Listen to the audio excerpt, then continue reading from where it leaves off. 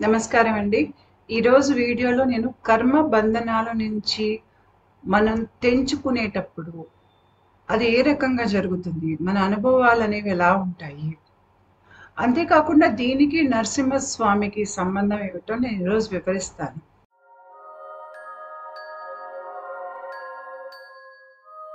నరసింహస్వామి మనకి మహావిష్ణు అవతారం అన్న సంగతి అందరికీ తెలుసు. అయితే ఈ అవతారం కథ ఏమిటి అంటే, హిరణ్యకశిపుడు వరం పొందుతాడు బ్రహ్మదేవుడి నుంచి. ఎలాంటి వరం అంటే, నాకు చావు అనేది జంతువు నుంచి కానీ మనిషి నుంచి కానీ ఏ ఆయుధం నుంచి కానీ పగలు కానీ రాత్రి కానీ ఇంట్లో కానీ బయట కానీ నాకు ఏ రకంగా చావు రాకూడదు, అంతేకాకుండా నాకు శత్రువులు అనేవాళ్ళు ఉండకూడదు అనేది అతని వరం. ఇది బ్రహ్మదేవుడి దగ్గర అతను తీసుకున్నాక అతనికి అహంకారం ఎక్కువైపోతుంది, అందరినీ పీడిస్తూ ఉంటాడు. అయితే అతను కడుపున ప్రహ్లాదుడని చాలా ఆధ్యాత్మికంగా ఎదిగినటువంటి ఒక బాలుడు పుడతాడు. ఆ బాలుడు తన తండ్రి తనను తాను దేవుడుగా చెప్పుకుంటుంటే బాలుడు వ్యతిరేకిస్తాడు. అంటే చాలా సాత్విక తత్వం కలవాడు, చాలా జ్ఞాని ఆ పిల్లవాడు. తండ్రికి నిజం చూపించే ప్రయత్నం చేస్తాడు, అంటే నువ్వు దేవుడివే కాదు అని. ఆ చిన్న బాలుడు తన మాట వినలేదని చెప్పి కన్న కొడుకుని రకరకాలుగా హింసిస్తాడు హిరణ్యకశిపుడు. రకరకాలుగా చంపేద్దామని చూస్తాడు కొడుకుని, కానీ చంపలేకపోతాడు, ఎందుకంటే శ్రీ మహావిష్ణువు ఆ పిల్లవాడిని కాపాడుతున్నాడు కాబట్టి. అయితే ఆఖరికి విసుగొచ్చి హిరణ్యకశిపుడు, నీ శ్రీ మహావిష్ణువు ఎక్కడున్నాడు, ముందుకు రమ్మని పిలుస్తాడు. ఆ బాలుడు ఎక్కడైనా ఉన్నాడు అంటే ఆ స్తంభంలో ఉన్నాడా అని అడిగి స్తంభాన్ని విరక్కొట్టినప్పుడు ఆ స్తంభంలోంచి శ్రీ మహావిష్ణు నారసింహ రూపంలో వస్తాడు. వచ్చి హిరణ్య కశిపుణ్ణి చేతుల్లో తీసుకుని అక్కడ ఆ గది గడప మీద నించుని, అప్పుడు పగలు కాదు రాత్రి కాదు, ఇంటా కాదు బయట కాదు, ఏ ఆయుధాలు లేవు, కేవలం తన చేతి గోళ్లతో కడుపుని చీల్చి కడుపులో ఉన్న పేగులన్నీ బయటికి తీసి లాగేసి హిరణ్యకశిపుణ్ణి చంపుతాడు. అంటే ఈ కథలో ఏంటంటే కార్మిక్ కార్డ్ కటింగ్, అంటే మన కర్మ సంబంధాలు తెంచేసేటువంటి ఒక కథ నరసింహస్వామి కథ. నేను చెప్తూ ఉంటాను, మన పురాణ గాథల్లో ఆధ్యాత్మిక ప్రయాణంలో మనం అనుభవించే అనుభవాలు అవన్నీ మన కథల్లో నిగూఢంగా దాగి ఉన్నటువంటి రహస్యాలు. అయితే ఇక్కడ మీకు కార్మిక్ కార్డ్స్ అనేవి, అంటే ప్రహ్లాదుడికి హిరణ్యకశిపుడికి కూడా ఆ కర్మ సంబంధం అనేది, కర్మ సంబంధాలని ఏర్పడినప్పుడు ఒకళ్ళ నుంచి ఒకళ్ళకి శక్తి పరంగా ఒక రకమైనటువంటి సంబంధం ఉంటుంది. ఆ శక్తి పరంగా ఉండేటువంటి కనెక్షన్ని ఇక్కడ నరసింహస్వామి ప్రహ్లాదుడికిను హిరణ్యకశిపుడికి మధ్య తెంచేశాడు. అంటే ఇక్కడ తెంచేశాక ప్రహ్లాదుడు తన తండ్రి వైపు నుంచి ఏదైతే మనకి పూర్వీకుల కర్మ ఉంటుంది చూడండి, దాని నుంచి పూర్తిగా బయటపడిపోతాడు ప్రహ్లాదుడు. ఇంకా ఏ రకంగానూ కర్మ సంబంధం అనేది పూర్వీకులతో ఉండదు. అంతేకాకుండా హిరణ్య కశిపుణ్ణి కూడా ఇక్కడ చంపేస్తాడు. అయితే ఇక్కడ మీరు మొదటి బొమ్మలో చూసారంటే అక్కడ ఒక యారో పెట్టా నీలం రంగులో, అది సుదర్శన చక్రం. సుదర్శన చక్రమే నరసింహ అవతారంలో స్వామివారి గోళ్లలాగా వస్తాయి, అదే ఆయుధం అక్కడ. ఆ గోళ్లతో కడుపుని చీల్చి కర్మ సంబంధాన్ని తెంపేయటమే కాకుండా హిరణ్యకశిపుణ్ణి చంపేస్తాడు. అయితే కర్మ సంబంధాలు ఏమిటి? ఈ కర్మ సంబంధాల మధ్యలో మనకి ఒక పాశం అనేది ఎలా ఏర్పడుతుంది? ఇప్పుడు మామూలుగా ఏంటంటే మనం ప్రేమలో ఉన్నప్పుడు అనుబంధం అనురాగం అనేది ఏర్పడుతుంది. అలా ఏర్పడాలి అంటే ఆ బంధంలో ఉన్న ఇద్దరు సమంగా ఉండాలి, ఇద్దరు ఒకరినొకరు గౌరవించుకోవాలి, ఒకళ్ళనొకళ్ళు సమంగా స్వీకరించుకోవాలి. అది అప్పుడు అనురాగ బంధం అవుతుంది.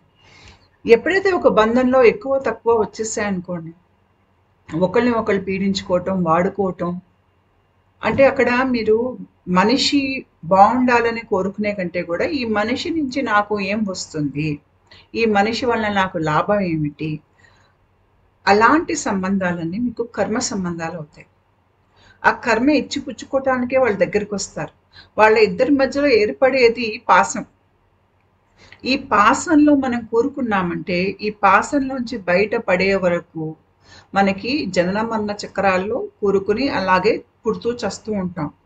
ఈ పాసం ఏం చేస్తుందంటే మన నాడీ వ్యవస్థలో రకరకాల అడ్డంకులు అనేది ఇది కలిగిస్తుంది. ఎలాగా అంటే ఈ పాసం ఎలా ఏర్పడుతుందంటే మనుషులు ఒకళ్ళు బాధ పెట్టుకుంటున్నప్పుడు, ఒకళ్ళని ఒకళ్ళు కింద స్పందన తక్కువ స్పందనలోకి లాగుతున్నప్పుడు, అంటే ఇప్పుడు ఒకళ్ళని ఇంకొకళ్ళు అదుపులో తెచ్చుకోవడానికి వాళ్ళని 10 మందిలో అవమానించి వాళ్ళని రోజు మాటలని తూలనాడి వాళ్ళకి అబద్ధాలు చెప్పి వాళ్ళని నిత్యం వాడుకుని వాళ్ళని పీడించి హింసిస్తూ ఉంటే గనక, లేదు అంటే స్నేహితుల్లా పక్కనే తిరుగుతూ నటిస్తూ మోసం చేసేటువంటి ఒక బుద్ధి ఉన్నవాడు కనుక ఉంటే, ఇలాంటి వాళ్ళతో ఏంటంటే మీకు ఎప్పటికైనా కూడా అది పాసమే అవుతుంది తప్ప అది ఒక మంచి బంధం అవ్వదు.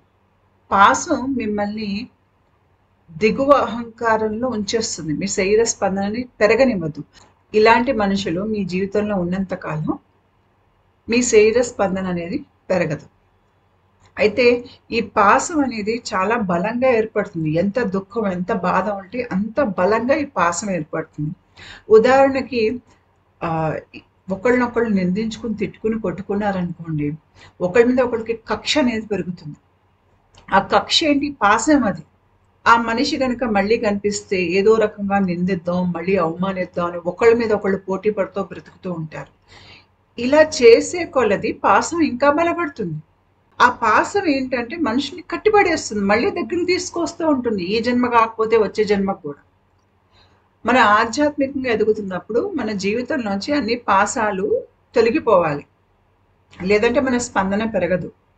లేదు అంటే మీ శరీర స్పందన పెరిగితే కూడా మీ జీవితంలో కర్మ సంబంధాలు ఉండవు. ఎందుకంటే కర్మ సంబంధాలు అవి తక్కువ స్పందన, లో వైబ్రేషనల్ రిలేషన్షిప్స్ కాబట్టి అవంతట అవే వెళ్ళిపోతాయి. అయితే ఈ కర్మ సంబంధాలు ఎలా ఏర్పడతాయి అంటే, ఎప్పుడైతే ఇద్దరి మధ్యలో సంబంధంలో అబద్ధాలుండి ఒకళ్ళనొకళ్ళు ఎలా వాడుకుందాం, లేదంటే పూర్తిగా విషయం చెప్పరు, వాళ్ళకి చెప్పకుండా వాళ్ళు దాచేస్తూ వాళ్ళకి వ్యతిరేకంగా వీళ్ళు ఆలోచిస్తారనమాట. అంటే నా జీవితంలో ఉన్న మనిషి బాగుండాలి, వాళ్ళ సంక్షేమం ముఖ్యం, నేను ఎప్పుడు వాళ్ళతో నిజం చెప్తాను అనేది ఉండదు అక్కడ.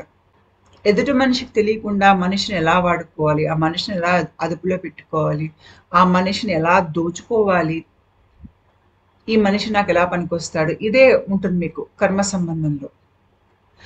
అయితే కర్మ సంబంధంలో మనుషుల మధ్యలో ప్రేమలకు కూడా కొన్ని నిబంధనలు ఉంటాయి. అంటే ఇప్పుడు తండ్రి ఉన్నాడు, తండ్రి కొడుకును ప్రేమిస్తాడు. అంటే ఈ ప్రేమ ఎందుకు ఉంటుందంటే కొడుకు నన్ను ముసలితనంలో చూసుకుంటాడు అని. ఒకవేళ ముసలితనంలో కొడుకు చూసుకోలేదనుకోండి, తిరస్కరించాడు అనుకోండి, ఆ కొడుకు మీద ప్రేమ పోతుంది. ఇది అక్కడ బయటికి చెప్పని ఒక కండిషన్ ఉంది ఆల్రెడీ ఆ ప్రేమలో. ఇది కర్మ సంబంధం. ఇంకొంతమంది తల్లిదండ్రులు పిల్లల్ని మార్కుల కోసం కొడుతూ ఉంటారు. 1 మార్కు తక్కువ వచ్చినా 2 మార్కులు తక్కువ వచ్చినా కొట్టేస్తూ ఉంటారు. ఎందుకు కొడతారు అంటే వాళ్ళు వాళ్ళ ఆశల్ని పిల్లల ద్వారా తీర్చుకునే ప్రయత్నం చేస్తున్నారు. వాళ్ళు ఏం చేస్తున్నారు? పిల్లల్ని కర్మ సంబంధాల్లోకి లాగుతున్నారు. ఒక పాప గాని బాబు గాని ఇంట్లో పుడితే వాళ్ళు స్వేచ్ఛ జీవులు, వాళ్ళు ఒక ఆత్మ. అది మనం మర్చిపోయి నా కొడుకు నా కూతురు అని పాసం అనేది పెంచుకుంటారు. పెంచుకుని ఇతను నన్ను బయట లోకానికి వ్యక్తపరచాలి కాబట్టి నేను ఏదైతే అవ్వలేదో ఇతను అవ్వాలి అనుకుంటారు. అది అవ్వలేదని వాళ్ళు హింసిస్తూ ఉంటారు. ఇవన్నీ కర్మ సంబంధాలు. ఇలాంటి సంబంధాలు ఏమవుతుందంటే పిల్లలు పెద్దవాళ్ళు అయ్యాక వాళ్ళకి చాలా దుఃఖం ఉంటుంది లోపల. మా అమ్మ నాన్న మమ్మల్ని చాలా పీడించారు, హింసించారు. ముందు వాళ్ళ దుఃఖం నుంచి బయటపడాలి. చాలా మందికి ఆ అమ్మా నాన్నల ప్రేమ అంటే స్వచ్ఛమైన ప్రేమ పొందనందుకు అది వాళ్ళ మీద ఎంత దుష్ప్రభావం చూపిస్తుంది అనేది మీరు ఇలాంటి వాళ్ళ జీవితాల్లోకి తొంగి చూస్తే మీకు అర్థమవుతుంది. మీకు కర్మ సంబంధాల్లో అవమానాలు, కొట్టటాలు, తిట్టటాలు ఇవన్నీ ఉంటాయి.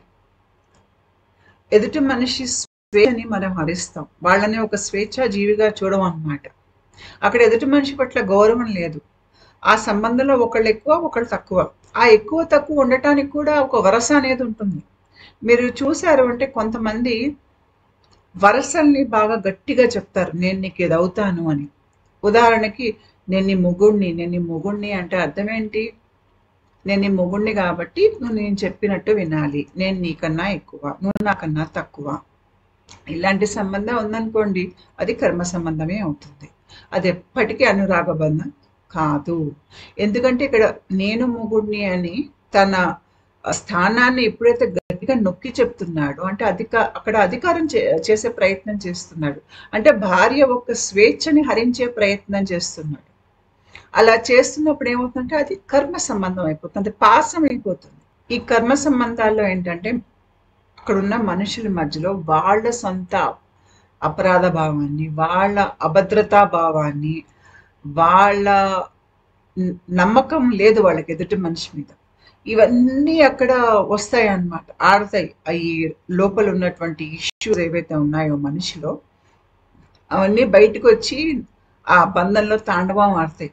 ఆడినప్పుడు ఏంటంటే ఒకళ్ళనొకళ్ళు కొట్టుకోవటం, లేకపోతే ఒకళ్ళనొకళ్ళు హింసించుకోవటం, ఈ రకంగా పాసం అనేది అట్లా జన్మాంతం నడుస్తుంది. ఆ కర్మ రుణాలు ఉన్నంత కాలం వాళ్ళు ఒకళ్ళనొకళ్ళు పీడించుకుంటారు. పీడించుకుని ఆ రుణం తీరిపోయిన వెంటనే ఆ బంధం తెగిపోతుంది. అయితే ఇక్కడ కర్మ సంబంధంలో మరి పీడింపబడే వాళ్ళే అభాగ్యుల, పీడించేవాడు లేదంటే పీడించే అమ్మాయి వాళ్ళు పర్వాలేదా అంటే కాదు. ఇక్కడ ఏమవుతుందంటే మీకు కర్మ సంబంధంలో ఇద్దరు ఉంటారు, పీడించేవాళ్ళు, పీడింపబడ్డవాళ్ళు. అది స్త్రీ అవ్వచ్చు, పురుషుడు అవ్వచ్చు, సంబంధం ఏదైనా అవ్వచ్చు. అప్పుడప్పుడు తల్లి కొడుకు సంబంధం అవ్వచ్చు, లేకపోతే భార్య భర్త సంబంధం అవ్వచ్చు, లేకపోతే స్నేహ సంబంధం అవ్వచ్చు, లేకపోతే బిజినెస్ పార్ట్నర్స్ అయి ఉండొచ్చు, లేకపోతే యజమాని నౌకర్ అయి ఉండొచ్చు. అయితే ఇక్కడ ఏమవుతుందంటే ఆ పీడించేవాడు కూడా కర్మ సంబంధంలో పడతాడు, పీడింపబడ్డవాడు కూడా ఆ కర్మ సంబంధాల తాలూకు నొప్పి ఇద్దరు అనుభవించాల్సి ఉంటుంది. అది ఎలాగా అంటే మనం ఎవరినైతే పీడిస్తామో తర్వాత జన్మల్లో మనం తిరిగి అది మనం అనుభవించాలి. తర్వాత ఎవరైతే పీడింపబడి ఉన్నారో వాళ్ళు తర్వాత జన్మల్లో ఆ పీడ వేదన గురైనందుకు వాళ్ళు ముందు దాంట్లోంచి బయటికి రావాలి. ఆ బాధలోంచి, ఆ దుఃఖంలోంచి, ఆ పాసాలు తెంపుకోవాలి వాళ్ళు. తర్వాత వాళ్ళకు పుట్టే పిల్లలు ఈ పీడింపబడ్డ వాళ్ళ బాధ, ఈ పీడించే వాళ్ళ ఒక క్రూరత్వం డిఎన్ఏలో తర్వాత తరాలకు వెళ్తుంది. వాళ్ళు కూడా ఈ హింసకి వాళ్ళు కూడా అనుభవించాల్సి ఉంటుంది. అంటే ఎలా అనుభవిస్తారంటే వాళ్ళ తలలో భయాల రూపంలో అనుభవిస్తారు. అది నిజంగా జరిగినా జరగకపోయినా అంతర్మదనం అనేది జరుగుతుంది అక్కడ. వాళ్ళల్లో మీకు ఆ రకంగా ప్రవర్తించగలిగేటువంటి లక్షణాలు ఉంటాయి. ఉదాహరణకి ఒక ఇంట్లో ఆడవాళ్ళని బాగా హింసించారనుకోండి, వాళ్ళు భరించారు దారి లేక. అది వంశపారపర్యంగా తల్లికైతే మళ్ళీ కూతురికి అయింది. ఎందుకంటే తల్లి డిఎన్ఏ కూతురికి వెళ్తుంది. ఆ బాధ అనేది అక్కడ ఉంటుంది డిఎన్ఏలో. మళ్ళీ కూతురు అలాంటి వ్యక్తినే జీవితంలోకి ఆకర్షించేటువంటి అవకాశం ఎక్కువ ఉంటుంది. ఎందుకంటే తల్లి తాలూకు బాధ కూతురికి ట్రాన్స్ఫర్ అవుతుంది డిఎన్ఏలో. మళ్ళీ ఆవిడ బాధ మళ్ళీ ఆవిడ కూతురికి వెళ్ళింది అనుకోండి, అక్కడ ఏమవుతుందంటే ఆ మూడో తరానికి ఆ అమ్మాయికి చిన్నప్పటి నుంచే ఇది డిఎన్ఏలో ఇది ఉండటం మూలంగా ఆమె మగవారిని చూసి భయపడుతుంది. పెళ్ళయ్యాక భర్త నన్ను కొడతాడేమో అని ఒక భయంలో బ్రతుకుతుంది. పెళ్ళంటే ఇష్టపడదు. పెళ్లి చేసుకున్నాక గనక ఒకవేళ భర్త కొట్టకపోయినా కూడా ఎక్కడ కొట్టేస్తాడో అని తినే ఎక్కువగా ఆ భయాన్ని వ్యక్తపరిచి తిను భర్తని తన అదుపాగ్యంలో పెట్టుకుని పెత్తనం చేద్దామని చూస్తుంది. ఎందుకు చేద్దామని చూస్తుందంటే ఈ భయం నుంచి చేస్తుంది. కాబట్టి ఇట్లాంటి కర్మ సంబంధాలు పాసాలుగా మననే కాదు మన తర్వాత తరాలని పట్టి పీడించి వాళ్ళకు కూడా ఒక ఆరోగ్యకరమైనటువంటి అనుబంధం ఇంకొకరితో అనుభవించేటువంటి శక్తి వాళ్ళు కోల్పోతారు. కర్మ రుణాలు మనం తీర్చుకుని ఎంత తొందరగా కర్మ బంధనాల్లోంచి మనం బయటపడితే అంత తొందరగా మన ఆధ్యాత్మిక చైతన్య శక్తి పెరుగుతుంది. ఈ కర్మ బంధనాల్లో ఉన్నప్పుడు మనకి జీవితంలో నిత్యం గొడవలు, దెబ్బలాట్లు, ఎప్పుడు ఎవరో ఒకటి ఏదో ఒకటి అంటూ ఉంటారు, అవమానాలు, తర్వాత ఒకళ్ళనొకళ్ళు దోచుకోవటాలు, మనకి మన వ్యక్తిగత స్వేచ్ఛను మనం కోల్పోతాం. నిత్యం ఎవరికో ఒకళ్ళకి ఎక్స్ప్లెనేషన్స్ చెప్పుకుంటూ బతకాల్సి ఉంటుంది. తర్వాత పీడింపబడ్డ వాళ్ళకి అన్నింటికన్నా పెద్ద సమస్య ఏంటంటే వాళ్ళేంటో వాళ్ళకి అర్థం కాదు. ఎందుకంటే పీడించే మనిషి నిత్యం వీళ్ళని హింసించినందుకు వీళ్ళ దేహంలో నిత్యం స్ట్రెస్కి సంబంధించినటువంటి న్యూరో ట్రాన్స్మిటర్స్, హార్మోన్స్ ఉత్పత్తి అయినందుకు, అంటే అడ్రినలిన్, కార్టిజాల్ నిత్యం ఇట్లాంటివే వాళ్ళ దేహంలో ఉత్పత్తి అవుతాయి. దుఃఖంలో ఉండటం మూలంగా, భయంలో ఉండటం మూలంగా. అలా నిత్యం చాలా ఏళ్ల మీదుగా ఆ రకంగా గనుక మనిషి దేహంలో ఈ దిగువ స్థాయి హార్మోన్స్ విడుదలైతే ఆ మనిషికి ఒక స్థాయి తర్వాత తనేంటో తనకు అర్థం కాదు. తను ఎవరు, నేను అసలు ఏమిటి అనేది వాళ్ళకి అర్థం కాదు. వాళ్ళకి వాళ్ళ జీవితం అగమ్య గోచరంగా అనిపిస్తుంది. వాళ్ళేంటో వాళ్ళకి అర్థం కాదు. అంటే లోపల అనేది ఒక వ్యక్తి అనేది ఉందా లేదా అనేది కూడా వాళ్ళకి అర్థం కాదు. అది అన్నిటికన్నా పెద్ద శిక్ష. వాళ్ళకి మీద వాళ్ళకి నమ్మకం ఉండదు, ఆత్మస్థైర్యం కోల్పోయి ఉంటారు. కాబట్టి వాళ్ళు ఆరోగ్యంగా ఉండలేరు, మానసికంగా కానీ శారీరకంగా కానీ. క్రమేపీ డయాబెటీస్ లాంటివి రావటం, హింసించేవారు హింసను అనుభవించిన వాళ్ళు ఇద్దరికీ వస్తుంది. ఎక్కువగా డయాబెటీస్ వచ్చే అవకాశం ఉంటుంది.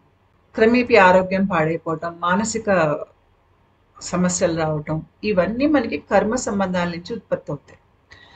మన ఆధ్యాత్మికంగా ఎదగాలన్నా మనకి శరీరం, మనసు దృఢంగా బలంగా ఉండాలి. మరి కర్మ సంబంధాలు మన జీవితంలో ఎందుకు వస్తాయి అంటే, మనకి గనక కర్మ గత జన్మల నుంచి ఉంటే వస్తాయి.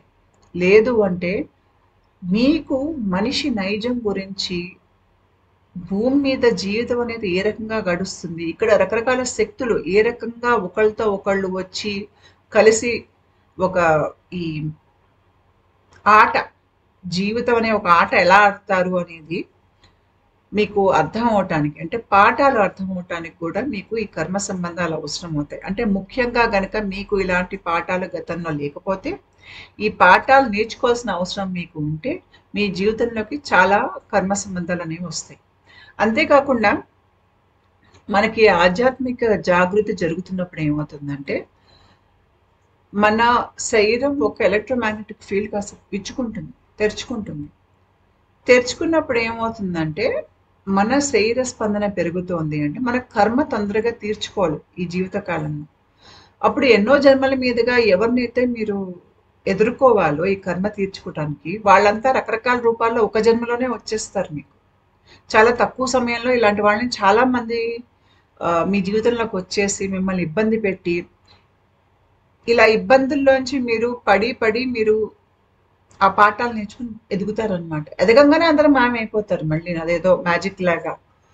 తర్వాత మనకి లింబిక్ బ్రెయిన్ ప్రోగ్రామింగ్ ఉంటుంది. నేను గతంలో లింబిక్ బ్రెయిన్ ప్రోగ్రామింగ్ మీద వీడియో చేశాను. ఇక్కడ చూడండి, ఇది మన మెదడు. కింద రెప్టీలియన్ బ్రెయిన్, పైన లింబిక్ బ్రెయిన్, పైన కార్టికల్ బ్రెయిన్ ఉంటాయి. అయితే ఈ మధ్యలో లింబిక్ బ్రెయిన్లో మన ఎన్నో జన్మల మన ఆలోచనలు కానీ, మన ఇన్ఫర్మేషన్ కానీ, మన వ్యక్తిత్వం తాలూకు విషయాలన్నీ ఇక్కడే ఉంటాయి. మనం ఇంకో జన్మ ఎత్తితే ఈ లింబిక్ బ్రెయిన్లో ఏదైతే మన గురించి సమాచారం ఉందో దాని ఆధారంగానే మళ్ళీ మనం ప్రవర్తిస్తాం. అయితే ఈ లింబిక్ బ్రెయిన్లో ఉన్నంత కాలం మనం ఆధ్యాత్మికంగా ఎదిగి ఉన్నట్టు కాదు. మనం ఆధ్యాత్మికంగా ఎదిగిపోయాము, మన శరీర స్పందన బాగా పెరిగిపోయిందంటే, ఎంత పెరిగింది అంటే ఆ లింబిక్ బ్రెయిన్ ప్రోగ్రామింగ్లోంచి బయటపడేంతగా మనకి స్పందన పెరగాలి. అలా పెరగాలి అంటే మీరు జీవితంలో పాఠాలు నేర్చుకోవాలి. ఆ పాఠాలు నేర్చుకోగానే మీరు తక్కువ స్పందన నుంచి పై స్పందనకి వెళ్తారు. కాబట్టి అప్పుడప్పుడు ఇలాంటి వాళ్ళు మన జీవితంలోకి వచ్చి మనకి తెలియని పాఠాలు మనకి నేర్పించినప్పుడు మన శరీర స్పందన పెంచడానికి వాళ్ళు దోహదపడతారు. ఈ కర్మ సంబంధాలు ఏమిటి అంటే, ఇక్కడ ఉండే ఇద్దరు ఒకళ్ళనొకళ్ళు సమానంగా చూసుకోవట్లేదు, ఎక్కువ తక్కువ అని చూసుకుంటున్నారు. ఎక్కువ తక్కువ రకరకాలుగా రావచ్చు. నేను నీకన్నా డబ్బున్నవాడిని, నేను నీకన్నా అందమైన దాన్ని, నేను నీకన్నా వయసులో పెద్ద, నాకు ఎక్కువ తెలుసు నీకు తక్కువ తెలుసు, లేకపోతే నేను సీనియర్ నువ్వు జూనియర్, నేను భర్తని నేను భార్యని, ఇలా రకరకాలుగా మన మధ్యలో సమాజం ఏంటంటే ఎక్కువ తక్కువ అనేది పెడుతుంది. మీరు ఆ ఎక్కువ తక్కువ అనే ఆటలో కూరుకున్నారనుకోండి, అది నిత్యం కర్మ సంబంధాల ఆటే అవుతుంది. తర్వాత కర్మ సంబంధాలు లోకి మనుషులు ఎందుకు వెళ్తారంటే, వాళ్ళకి ఏదో కావాలి ఆ సంబంధం నుంచి. అంటే మనకి సాధారణంగా మనందరికీ అర్థమయ్యేది ఏమిటి అంటే, ఇద్దరు వ్యక్తులు దగ్గరకొచ్చి పెళ్లి చేసుకునేది, ఆ మనిషి చాలా మంచి మనిషి, లేకపోతే మంచి వ్యక్తిత్వం ఉన్న మనిషి. నాకు ఆ మనిషి చాలా నచ్చారు. మా ఇద్దరి మధ్యలో ఒక అనురాగ బంధం అనేది ఉంది. ఒకళ్ళనొకళ్ళు బాగా అర్థం చేసుకున్నాము అని చేసుకునేది ఒక అనురాగ బంధం. అబ్బాయి ఎంత సంపాదిస్తున్నాడు, ఎంత పెద్ద ఉద్యోగంలో ఉన్నాడు, వాళ్ళకి ఎంత పెద్ద ఇల్లు ఉంది, లేదు అంటే అమ్మాయి ఎంత సంపాదిస్తుంది, అమ్మాయి బాగుందా లేదా, అమ్మాయికి వంటలు వచ్చా లేదా, లేదు అంటే ఆ అమ్మాయికి కొట్టినా తిట్టినా పడి ఉంటుందా. మన సినిమాల్లో కూడా చూపిస్తూ ఉంటారు, హీరోయిన్ ఏదో ఇంటి పనులన్నీ చేస్తూ చాలా మంచి పిల్లలా చూపిస్తూ ఉంటారు. అలా ఉంటే ఏంటంటే రేపు ఏమైనా గట్టిగా ఏమైనా అన్నా కూడా పడి ఉంటుంది అనే ఒక ధీమా అన్నమాట. ఆ రకంగా మనుషులు ఇవన్నీ చూసుకుని పెళ్లిళ్ళు చేసుకుంటారు. ఇలా అన్ని చూసుకుని చేసుకున్న పెళ్లి మీకు అనురాగ బంధం ఎలా అవుతుంది? అది కర్మ సంబంధమే అవుతుంది. తర్వాత అనురాగ బంధంగా మారేటువంటి అవకాశం ఉంటుంది. అది ఎప్పుడు అంటే, అక్కడ పెళ్లిలో ఉన్న ఇద్దరు వ్యక్తులు అంటే భార్య భర్త ఇద్దరు ఒక మంచి వ్యక్తిత్వం ఉండి, ఆ మంచి వ్యక్తిత్వంలోంచి వాళ్ళిద్దరి మీద ఒకరికొకళ్ళు ఒక మంచి అవగాహన, గౌరవం అనేది ఏర్పడి, ఒకళ్ళ మీద ఒకళ్ళకి నమ్మకం ఏర్పడి, ఒకళ్ళనొకళ్ళు సమంగా చూసుకున్నప్పుడు ఒక బండికి 2 చక్రాల్లాగా ఒక చక్కటి అనుబంధం అనేది వాళ్ళ మధ్యలో ఏర్పడుతుంది. కానీ ఇలాంటి జంట మీకు చాలా అరుదుగా కనిపిస్తుంది. ఎక్కువగా కొట్లాడుకోవటం, ఒకళ్ళనొకళ్ళు తిట్టుకోవటం, ఒకళ్ళనొకళ్ళు అవమానించుకోవటం, లేకపోతే ఒకళ్ళొకళ్ళని హింసించుకుంటే ఇంకోళ్ళు నోరు మూసుకు కూర్చోవడం, ఇట్లాంటివన్నీ కనిపిస్తూ ఉంటాయి మీకు. ఈ కర్మ సంబంధాల్లో ఉన్నంత కాలం మనకి ఈ బతుకు ఆట అనేది ఇంకా జన్మల జన్మల మీదుగా కొనసాగుతూనే ఉంటుంది. ముఖ్యంగా ఆధ్యాత్మికంగా ఎదిగే వాళ్ళకి సలహా ఏమిటి అంటే, మీ జీవితంలో గతంలో ఉన్నవాళ్ళు చాలా మంది వెళ్ళిపోయి ఉంటారు. ఆ వెళ్ళిపోయిన వాళ్ళని వెనక్కి తెచ్చుకోకండి. ఎందుకు చెప్తున్నాను అంటే, మీ అప్పటి స్పందనకి తగ్గట్టుగా వాళ్ళు మీ జీవితంలో ఉన్నారు. మీ స్పందన పెరిగాక మీ లోకం మారిపోతుంది. మీ జీవితంలో ఉండే వ్యక్తులు మారిపోతారు. ఇప్పుడు అదే పాత మనుషులు మీ జీవితంలోకి తిరిగి తెచ్చుకున్నారనుకోండి, మళ్ళీ అప్పుడున్న గొడవలు ఇప్పుడు పెడతారు వాళ్ళు. మీ శరీర స్పందన పెరిగే కొద్దీ, ఎందుకంటే ఇక్కడ ఒక జీవిత కాలంలో మీ శరీర స్పందన పెరిగిపోతుంది చాలా. కాబట్టి మీకు చాలా మంది అలా పాత మనుషులు జీవితం నుంచి వెళ్ళిపోతూ ఉంటారు. వెళ్ళిపోయే వాళ్ళని పోనివ్వండి. పాత మనుషులు అవ్వచ్చు, లేదంటే పాత చోటు అవ్వచ్చు, స్థానం, లేదు అంటే పాత ఉద్యోగం అవ్వచ్చు, ఏదైనా కూడా వెళ్ళిపోతుంది. అది వస్తువులు కూడా, మనుషులు కూడా అలా వెళ్ళిపోతూ ఉంటాయి జీవితంలో. చాలా తొందరగా వెళ్ళిపోతారు. అలా వెళ్ళిపోతే కనుక పోనివ్వండి. పోయిన వాటిని వెనక్కి తెచ్చుకోవద్దు. అలా వెనక్కి తెచ్చుకున్నారు అంటే మళ్ళీ లేని పాసం అనేది మళ్ళీ మీరు ఏర్పరచుకుంటున్నారు. ఇద్దరి మధ్యలో కర్మ తీరిపోతే మనుషులు మన జీవితం నుంచి వెళ్ళిపోతారు. ఇద్దరు వ్యక్తులు ఒక దగ్గరికి వచ్చారు అంటే కర్మ ఉంటేనే వస్తారు, లేకపోతే రారు. ఒకళ్ళనొకళ్ళు తిట్టుకుందామన్నా, ఒకళ్ళనొకళ్ళు హింసించుకుందామన్నా, ఇచ్చిపుచ్చుకునేదన్నా కూడా కర్మ ఉంటేనే వస్తారు, లేదంటే రారు. అలా ఎవరు లేరు, వెళ్ళిపోయారు మీ జీవితంలోంచి అంటే మీరు ఈ కర్మ బంధనాల్లోంచి బయటపడుతున్నారు, స్వేచ్ఛాజీవి అవుతున్నారు సంగతి మీరు గ్రహించాలి. తర్వాత ఈ కర్మ కూడా మీకు వ్యక్తిగతంగా ఉంటుంది. ఇప్పుడు నేను వ్యక్తిగత కర్మ చెప్పాను కదా, అంతేకాకుండా మనకి మన కుటుంబ పరంగా కూడా మనకి కర్మ అనేది ఉంటుంది. అంటే వాళ్ళ ఆలోచనలు గనక మనం అవే అనుకరించామనుకోండి, ఎంతవరకు సబబు అనేది ఆలోచించకుండా మళ్ళీ మనం కర్మబంధనాలు చిక్కుకుంటాం. అంటే మా నాన్నకి అతను శత్రువు కాబట్టి అతను నాకు కూడా శత్రువే అని ఆలోచించామనుకోండి, కర్మబంధనాలు తీసుకుంటున్నాం మనం. మా నాన్న శత్రువు, మా నాన్నకి అతనికి కర్మ రుణం ఉండటం మూలంగా శత్రువు. నాకు అతనితో కర్మ రుణం లేదు, లేని కర్మ రుణం తెచ్చుకోవాల్సిన అవసరం నాకు లేదు అనేది మీరు అర్థం చేసుకుంటే, మీరు ఆ శత్రుత్వాన్ని మీ తండ్రి నుంచి పుణికిపుచ్చుకుని మళ్ళీ తర్వాత తరాలకి అందజేయరు. ఇట్లా ఏవైతే మనల్ని దిగువ అహంకారం అంటే కోపం, దుఃఖం, ఈర్ష్య, తర్వాత కక్ష, లేదంటే కొన్ని ఇంట్లో తప్పుడు అలవాట్లుంటాయి, తప్పుడు వ్యవహారాలుంటాయి. ఇలాంటి వ్యవహారాలు, పద్ధతులు కనుక మనం ప్రశ్నించకుండా, మనం వాటిని గుడ్డిగా పాటించామనుకోండి, మా నాన్న చెప్పారు, మా అమ్మ చెప్పింది అని. అప్పుడు మనం కూడా అదే కర్మ బంధనాల్లో చిక్కుకుని మంచి అయితే వినాలి. ఎప్పుడైతే పద్ధతులు గాని, వ్యవహారాలు గాని మానవతా విలువలకి వ్యతిరేకంగా ఉంటే వాటిని మనం పాటించకూడదు.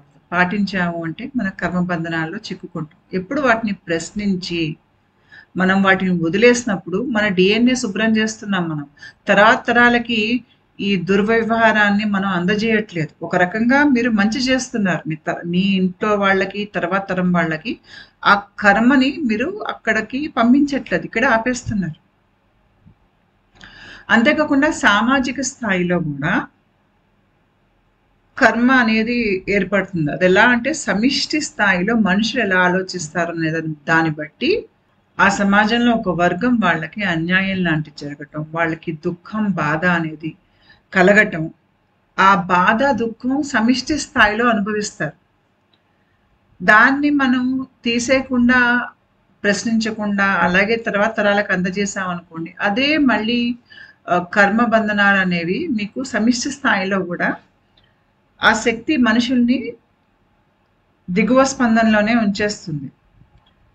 కాబట్టి మనుషులు వ్యక్తిగతంగా, కుటుంబ పరంగా, సామాజికంగా కొన్ని కట్టుబాట్లు ఉంటాయి. అవి మానవతా విలువలకి వ్యతిరేకమైనటువంటి కట్టుబాట్లు. అలాంటి వాటిని కూడా మనం ప్రశ్నించి మన జీవితం నుంచి తీసేసేయాలి. అన్ని స్థాయిల్లో తీసేయాలి, ఒక స్థాయిలోంచే కాదు. కాకపోతే అన్నింటికన్నా మన మీద ఎక్కువగా ప్రభావం చూపించేది ఏంటంటే మన వ్యక్తిగత కర్మ.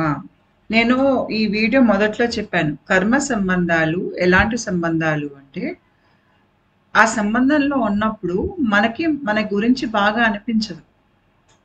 మనం ఏంటో మనకు అర్థం కాదు. ఇలా బ్రతకాల్సిన అవసరం ఉందా అని అనిపిస్తుంది. పైగా మన స్పందన తగ్గి ఉంటుంది. మన మీద ఆత్మస్థైర్యం, మన ఆత్మగౌరవాన్ని కోల్పోయినట్టు ఉంటుంది. అయితే ఈ కర్మ సంబంధాలు తెంచుకోకపోతే మనకి స్పందన అనేది పెరగదు. అప్పుడప్పుడు మన కర్మ తీరిపోయి ఆ మనిషి మన జీవితంలోంచి వెళ్ళిపోవచ్చు. లేదు అంటే మన స్పందన పెరిగినందుకు ఆ మనిషి మన జీవితంలోంచి వెళ్ళిపోతాడు. ఎందుకంటే ఇప్పుడు మన స్పందన, అతని స్పందన మ్యాచ్ కాదు. లేదు మనలో నిజం ఎక్కువైపోయింది అనుకోండి, మీరు నిక్కచ్చిగా నిజం మాట్లాడటం అనేది మీరు అలవాటు చేసుకున్నారనుకోండి, మీ నిజాన్ని తట్టుకోలేని వాళ్ళు పారిపోతారు. అలా పారిపోయే వాళ్ళందరూ తక్కువ స్పందన వాళ్ళే ఉంటారు. అంటే మీ దగ్గర వాళ్ళ ఆటలు సాగవు అన్న సంగతి వాళ్ళకి అర్థమవుతుంది కాబట్టి, ఇంకా మీరు వాళ్ళకి పనికిరారు కాబట్టి వాళ్ళు వెళ్ళిపోతారు. తర్వాత మనల్ని మనం ప్రోగ్రామింగ్ చేసుకుంటాం. మన చిన్నప్పటి నుంచి మన అమ్మ నాన్న మనలతో ఎలా ఉన్నారు, మన పరిస్థితులు బట్టి మనం ఒక రకంగా ప్రవర్తించటానికి, ఒక రకంగా బతకటానికి మనం ప్రోగ్రామ్ అయిపోయి ఉంటాం. ఆ ప్రోగ్రామింగ్ నుంచి బయటికి రావటానికి కూడా కర్మ సంబంధాలు తెంచుకోవాల్సి ఉంటుంది. అది తెంచుకునే వరకు మనం ఏంటో మనకి పూర్తిగా అర్థం కాదు. మనం ఎన్నో జన్మలు ఎత్తి ఉంటాం.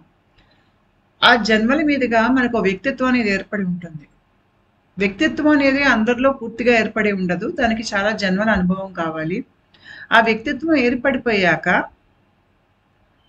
మీ లోపల ఆ వ్యక్తిత్వం అనేది ఉంది, ఒక విషయం అనేది ఉంది మీలో. మీరు కర్మ సంబంధంలో ఉన్నంత కాలం మీరేంటో మీకు అర్థం కాదు. నిత్యం గొడవలు, లేకపోతే తీసుకోవటం, లేకపోతే ఇవ్వటం, ఈ డ్రామా నడుస్తుంది జీవితంలో.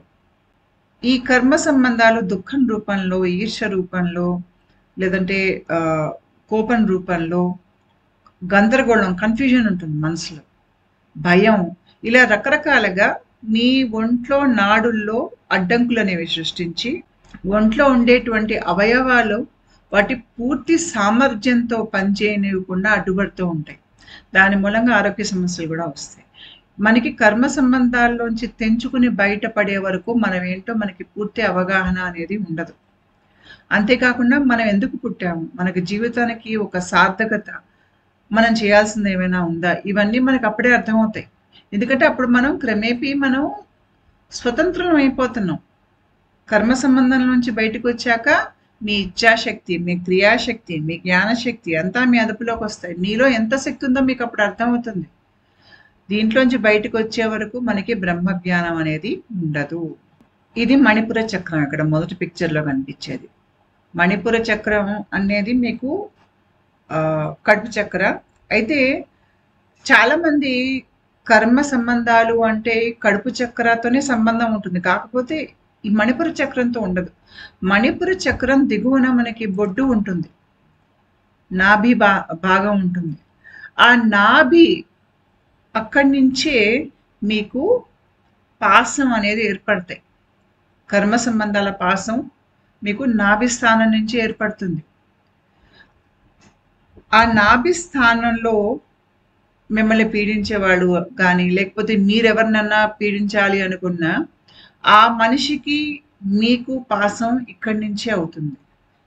ఇక్కడి నుంచి ఆ మనిషికి నాభికి ఒక, మీరు గనక ఈ శక్తి పరంగా ఏర్పడేటువంటి కనెక్షన్స్ చూస్తే గనక ఇక్కడి నుంచి అక్కడ ఒక ఒక తాడులాగా ఉంటుందన్నమాట. ఈ నాభి నుంచి ఆ నాభికి ఇద్దరు మనుషులు మధ్యలో ఆ రెండు ఉంటేనే ఇద్దరిని విశ్వం దగ్గరికి లాగుతుంది. ఇప్పుడు మీరు ఒక తాడు కట్టుకుని ఇంకో మనిషికి తాడు కట్టారనుకోండి, మీరు ఎంత దూరం వెళ్ళాలన్నా కూడా మళ్ళీ తిరిగి ఒకళ్ళనొకళ్ళు లాక్కుని దగ్గరికి వస్తారు. ఆ దగ్గరికి తీసుకొచ్చేటువంటి పాసమే ఈ కర్మ సంబంధం. కర్మ తెగిపోయింది అనుకోండి ఇద్దరి మధ్యలో, ఇద్దరు స్వతంత్రులు అయిపోతారు. అయితే చాలా మంది ఏమనుకుంటారంటే మణిపుర చక్రం నుంచి వస్తాయి కర్మ సంబంధాలు అనుకుంటారు. లేదు, చాలా మంది ఏం చెప్తారంటే నీ నాభి మణిపుర చక్రం అంటారు. కాదు, మణిపుర చక్రం ఏంటంటే నాభి కన్నా ఒక 2-2.5 అంగుళాల పైన ఉంటుంది. మణిపుర చక్రం ప్యాన్క్రియాస్కి సంబంధం ఉంటుంది. ఈ నాభికి సంబంధం లివర్తో ఉంటుంది. ఇక్కడ రెండో బొమ్మలో చూడండి లివర్ ఉంది. ఆ లివర్తో ఈ నాభికి సంబంధం ఉంటుంది. మన తల్లి గర్భంలో ఉన్నప్పుడు తల్లి నుంచి మనకి అంబైలికల్ కార్డ్ అనేది ఉంటుంది. దాని ద్వారానే తల్లి ఆహారం తీసుకుంటే అది కడుపులో ఉన్న పాప దాకా వెళ్తుంది. అయితే మనం బయటికి వచ్చాక బొడ్డుని దీన్ని తీసేస్తాం. తీసేశాక ఆ లోపల ఏదైతే ఈ అంబైలికల్ కార్డ్ భాగం ఉందో అది మనకి లివర్ లోకి వెళ్ళి అక్కడ లివర్లో కణాలగా మారుతుందన్నమాట. అంటే మనిషి నాభికి తర్వాత లివర్కి సంబంధం ఉంటుంది. ఇక్కడ చూడండి కడుపులో అన్ని అవయవాలు ఉన్నాయి. ఈ పైన కనిపించేది లివర్, మీకు పక్కన స్ప్లీన్, మళ్ళీ గాల్ బ్లాడర్ ఉంటుంది, మళ్ళీ మీకు ప్రేగులు అనేవి ఉంటాయి, మీకు బ్లాడర్ ఉంటుంది, కిడ్నీస్ ఉంటాయి, దీని వెనక ప్యాన్క్రియాస్ కూడా మీకు లివర్ వెనక ఉంటుంది. ఇలా మీకు ఎన్నో అవయవాలు మీకు కడుపులో ఉంటాయి. అయితే ఇక్కడ చూడండి ఈ కడుపులో అవయవాలన్నింటికి 2 రకాల నర్వ్స్ అనేవి ఉంటాయి. ఒకటి సింపథెటిక్ నర్వస్ సిస్టమ్తో వాటికి అటాచ్ అయి ఉంటాయి, పారాసింపథెటిక్ నర్వస్ సిస్టమ్కి కూడా అవి అటాచ్ అయి ఉంటాయి. పారాసింపథెటిక్ నర్వస్ సిస్టమ్ మన దేహంలో ఏమిటి అంటే మనకి ఇడా నాడి పారాసింపథెటిక్ నర్వస్ సిస్టమ్కి చిహ్నం అయితే పింగళ నాడి మనకి సింపథెటిక్ నర్వస్ సిస్టమ్కి చిహ్నం. సింపథెటిక్ నర్వస్ సిస్టమ్ మనకి మనం వేకువ సమయంలో ఏదైతే మనం బయట పని చేయడానికి మనకి శక్తి కావాలో, మనం వేకువగా ఉండి మనం ఆలోచించి అన్ని పనులు చేయాలో అదంతా సింపథెటిక్ నర్వస్ సిస్టమ్. అందుకనే మీకు అది సూర్యనాడి, పగలు అది యాక్టివ్గా ఉంటుంది. పారాసింపథెటిక్ నర్వస్ సిస్టమ్ ఏంటంటే మనకి నిద్ర ఆవహించినప్పుడు రాత్రి మనం కాస్త కొద్దిగా మనం మబ్బు పట్టినట్టు అవుతాము. అంటే మనం పొద్దునున్నంత ఇదిగా మనం ఉత్సాహంగా రాత్రికి అంత ఉండదు, తగ్గుతుంది. దానికి కారణం మీకు అప్పుడు పారాసింపథెటిక్ నర్వస్ సిస్టమ్ అనేది ఎక్కువగా పనిచేస్తుంది. అది చంద్రనాడి, అది ఇడానాడి.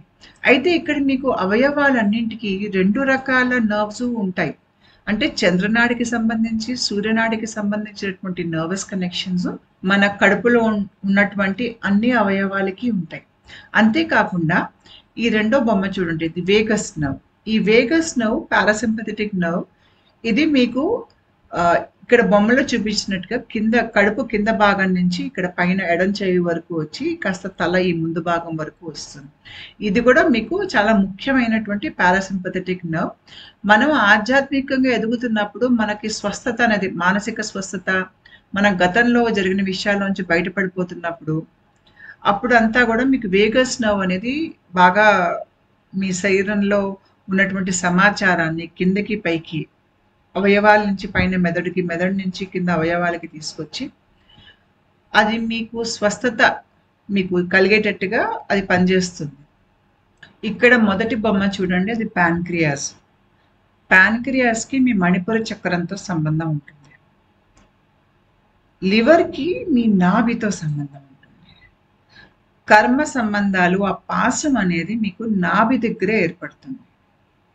రెండో బొమ్మ ఏమో స్ప్లీన్. మీ కడుపులో అవయవాలు తిండినే కాకుండా మీ భావోద్వేగాలు, మీ ఆలోచనలు అన్నిటినీ అవి జీర్ణిస్తాయి. అలా అవి కనుక సరిగ్గా పనిచేయలేదనుకోండి, అప్పుడు మీకు మీ ఆలోచనలు, మీ భావోద్వేగాలు మీకు సరిగ్గా అర్థం కావు. మీకు బయట జరిగే విషయాలు కూడా మీకు తలకి సరిగ్గా అర్థం కాదు. ఒక గందరగోళ పరిస్థితి ఉంటుంది. అందుకనే ఎవరైనా బాగా పీడింపబడి ఉన్నారనుకోండి, వాళ్ళకి జీవితం అర్థం కాదు. ఏ రోజు ఏమవుతుంది, నిత్య అల్లకల్లోలంగా బ్రతుకు ఉందనుకోండి, వాళ్ళకి దారి ఏమీ కనపడదు. బయటికి కూడా వెళ్ళడానికి ఒక మార్గం కావాలా, ఆ మార్గం కూడా వాళ్ళకి కనపడదు, బుర్ర పనిచేయదు. దానికి కారణం అవయవాలు ఏవైతే మీ కడుపులో ఉన్నాయో ఈ రకరకాల భావోద్వేగాలు చాలా ఎక్కువ అయిపోయాయి. ఎలాంటి భావోద్వేగాలు? భయం, నిత్యం ఉద్రేకం, లేదంటే ఒక రకమైనటువంటి డిప్రెషన్, జీవితం వ్యర్థం అనిపించటం, సిగ్గు, అవమాన భారం, ఈర్ష్య, కోపం, ఇట్లాంటి రకరకాల తక్కువ స్పందన భావోద్వేగాలు మనలో ఉంటాయి చూడండి. ఇవి కనుక మనలో చాలా ఎక్కువగా ఉన్నాయనుకోండి, నిత్యం అలాంటి వాతావరణంలో అలాంటి మనుషుల మధ్యలో బతికామనుకోండి, మన ఒంట్లో అవయవాలు సరిగ్గా ప్రాసెస్ చేయదు ఇన్ఫర్మేషన్. ప్రాసెస్ చేయకపోయేసరికి మీకు మీ జీవితం ఏంటో అర్థం కాదు. మీలో ఉన్నటువంటి మీ పొటెన్షియల్ మీకు అర్థం కాదు. కాబట్టి మనం ముందు ఆధ్యాత్మికంగా ఎదిగేటప్పుడు ఏమవుతుంది అంటే, మన లోపల ఏవైతే ఈ అస్తవ్యస్తంగా ఉండేటువంటి భావోద్వేగాలు, జ్ఞాపకాలు ఉన్నాయో అవన్నీ ముందు పైకి వస్తాయి. మనం ఆధ్యాత్మికంగా ఎదుగుతున్నప్పుడు మనకి గతం గుర్తుకొస్తుంది. ఆ గతం తాలూకు జ్ఞాపకాలు మనకి తల్లో రాగానే మనకి కోపం వస్తుంది, దుఃఖం కలుగుతుంది, ఏడుస్తాము. ఇలా ఎందుకు జరుగుతుంది అంటే, ఎవరైనా ఇంకొక మనిషిని హింసించినప్పుడు ఆ హింస తాలూకు జ్ఞాపకం ఆ మనిషి మెదడులో అది మెమరీ స్టోర్ అయినప్పుడు ఆ జ్ఞాపకంతో పాటు ఆ భావోద్వేగం, అవమానం అనేటువంటి భావోద్వేగం, నిస్సహాయత అనేటువంటి ఒక భావన ఆ జ్ఞాపకంతో పాటు కలిపి మెమరీలో స్టోర్ అవుతుంది. అది పదే పదే వస్తుంది, గుర్తుకొస్తుంది. ఆ జ్ఞాపకం రాగానే దాని తాలూకు భావాలు మనం అనుభవిస్తాం. అయితే మనం ఆధ్యాత్మికంగా ఎదుగుతున్నప్పుడు మన శరీర స్పందన పెరిగే కొద్దీ ఈ జ్ఞాపకాలు మనం వదిలేసుకోవాలి. ఆ భావాలు, భావోద్వేగాలు మనలోంచి వెళ్ళిపోవాలి, ఆలోచనలు కూడా వెళ్ళిపోవాలి. అప్పుడే మన స్పందన పెరుగుతుంది. అలా మన దేహంలోంచి అది విడుదలై బయటికి వస్తున్నప్పుడు కూడా మళ్ళీ ఆ జ్ఞాపకం మీకు బయటికి వస్తుంది. ఎందుకంటే ఈసారి అది విడుదల అవటానికి వస్తుంది. ఆ విడుదలయ్యే జ్ఞాపకాన్ని మనం పట్టుకోకూడదు. దాన్ని మనం సాక్షిగా చూస్తే ఏమవుతుందంటే, దాని తాలూకు భావం లేకపోతే భావోద్వేగం ఏదైతే మీ దేహంలో స్టోర్ అయ్యిందో ఒక జ్ఞాపకం రూపంలో అది వెళ్ళిపోతుంది. అది చాలాసార్లు అలా బయటకు వస్తుంది. వచ్చినప్పుడల్లా ఏంటంటే అది క్రమేపీ దాని ప్రభావం మీ మించి వెళ్ళిపోతూ ఉంటుంది. ఒక 5వ సారో 6వ సారో బయటకు వచ్చింది అనుకోండి, మీరు దాన్ని చూసి మీకేం అనిపించదు. ఆ జ్ఞాపకాన్ని అదేదో పరాయి వస్తువులాగా అనిపిస్తుంది, నాకు సంబంధం లేదనిపిస్తుంది. అలా మీ దేహంలోంచి వెళ్ళిపోతుంది. ఇలా మీ దేహంలోంచి అన్ని వెళ్ళిపోయాక ఏ మనిషి అయితే మీకు అది కలగజేశాడో ఆ మనిషితో మీకు కర్మ సంబంధం తెగిపోతుంది. ఇంకా మళ్ళీ తిరిగి ఆ మనిషి మీ జీవితంలోకి రాడు. అతను వద్దామన్నా కూడా పరిస్థితి అనుకూలించడం, లేకపోతే మీరే రానివ్వరు. ఎందుకంటే ఇక్కడ మీకు జ్ఞానం అనేది ఏర్పడుతుంది. ఇప్పుడు మీకు ఈ జ్ఞాపకాలు తొలగిపోయే కొద్దీ మీలో గందరగోళ పరిస్థితి అనేది తొలగిపోయి మీ బుర్ర బాగా పనిచేస్తుంది. ఇప్పుడు మీ గ్రహింపు అనేది ఎక్కువ ఉంటుంది. ఉండేసరికి మీరు పాఠాలు నేర్చుకున్నందుకు మీరు తిరిగి అలాంటి పరిస్థితుల్లోకి ఇంకోసారి కూరుకోరనమాట. మీకు మీరు ఎక్కువ అర్థమయ్యే కొద్దీ మీ ప్రవర్తనలు ఏవైతే మీ జీవితంలోకి కర్మ సంబంధాల్ని ఆకర్షించాయో, లేకపోతే అలాంటి పరిస్థితుల్ని, అలాంటి మనుషుల్ని ఆకర్షించాయో, మీ లోపాలు, మీలో ఉన్నటువంటి లోపాలు ఏవైతే మిమ్మల్ని కర్మ సంబంధాల్లోకి లాగుతున్నాయో, అవి మీకు అర్థమవుతాయి. మిమ్మల్ని మీరు మార్చుకుంటారు. మార్చుకునేసరికి మీకు తర్వాత జీవితంలో కర్మ సంబంధాల్లో కూరుకుపోకుండా బతకటం అనేది మీకు ఒక కళలాగా వస్తుంది. ఇలా అవుతున్న దశలో మీకు కళలో గాని, లేదంటే ఒక చాలా దీర్ఘ ధ్యాన స్థితిలో గాని, మీ కర్మ సంబంధాలు దిగిపోతున్నట్టుగా, అంటే అదెలా వస్తుంది అంటే, బొడ్డులోంచి బయటకి ఏదో ఒక గొట్టంలాగా వస్తున్నట్టు.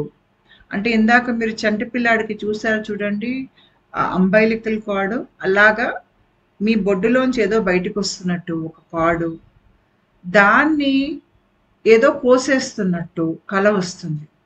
అది కోసేసి అలా కోసినప్పుడు రక్తం వస్తుంది ఆ భాగంలోంచి. మీకు కడుపులో ఆ బొడ్డు చుట్టూ రక్తం కనిపిస్తుంది మీకు. ఆ కలగా గనక మీకు వచ్చింది అంటే మీరు కర్మ సంబంధాలన్నింటిలోంచి బయటపడిపోయినట్టు అర్థం. ఆ కళ ఇంకో రకంగా కూడా వస్తుంది.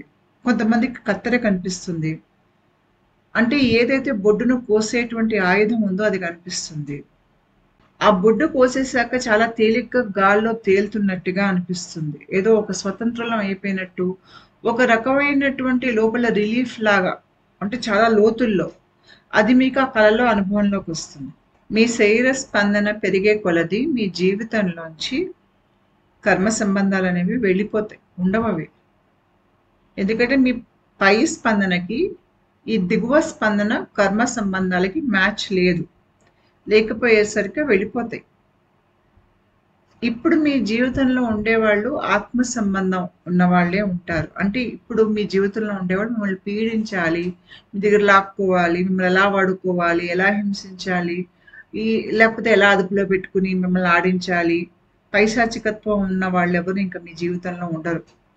ఎందుకంటే ఇప్పుడు మీ వైబ్రేషనల్ ఫ్రీక్వెన్సీ అనేది పెరిగిపోయింది. అలాంటి వాళ్ళు మీకు జీవితంలో తారసపడిన వాళ్ళ అసలు సంగతి, వాళ్ళ అసలు స్వభావం మీకు కనిపించేస్తుంది. ముందే గ్రహించేస్తారు. ఎందుకంటే ఈ స్థాయికి వచ్చేసరికి మీకు మనిషి ఒక్క నైజం అనేది రకరకాల స్థాయిలో ఏ రకంగా అది పనిచేస్తుంది, వ్యక్తిత్వం ఉన్న వాళ్ళు ఎలా ఉంటారు, లేని వాళ్ళు ఎలా ఉంటారు, వ్యక్తిత్వంలో రకాలు ఏమిటి, ఆధ్యాత్మిక ఎదిగిన వాళ్ళ గుణగణాలు ఏమిటి అనేది మీకు ఒక రకంగా పూర్తిగా అర్థమైపోయి ఉంటుంది. అవపోసన పట్టేసి ఉంటారు. చాలా తేలిగ్గా మనుషుల స్వభావాలు గుర్తుపట్టేస్తారు మీరు. మీకు అది వచ్చేసరికి ఏమవుతుందంటే ఇంకా మిమ్మల్ని ఎవరు ఆడించలేరు, మిమ్మల్ని ఎవరు మభ్యపెట్టలేరు, మోసం చేయలేరు. మీరు ప్రతి పరిస్థితుల్లో, ప్రతి మనిషిలో వాళ్ళ అసలు తత్వాన్ని, అసలు స్వరూపాన్ని చూడగలుగుతారు. అంటే ఒక రకంగా మీరు పూర్తిగా జ్ఞానవంతులు అవుతారు. ఇందాకటి ప్రహ్లాద కథ ఉంది కదా, అందులో ప్రహ్లాదుడు చిన్నపిల్లాడైనా కూడా చాలా జ్ఞానవంతుడు. తన తండ్రి తామసిక తత్వం ఉన్నవాడు సంగతి అతనికి తెలుసు. కానీ తండ్రి పట్ల ఎటువంటి ద్వేషము లేదు.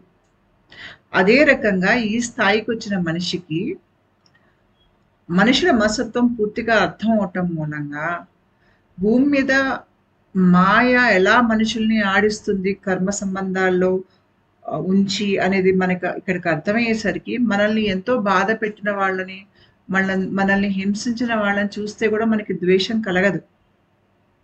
అర్థం చేసుకుంటాం ఎందుకు చేశారు వాళ్ళని, అర్థం చేసుకుంటాం. కానీ ఇంకా భవిష్యత్తులో మనం వాళ్ళని మన దగ్గరికి రానివ్వం, ఇంకోసారి మనల్ని పీడించే అవకాశం మనం వాళ్ళకి ఇవ్వం.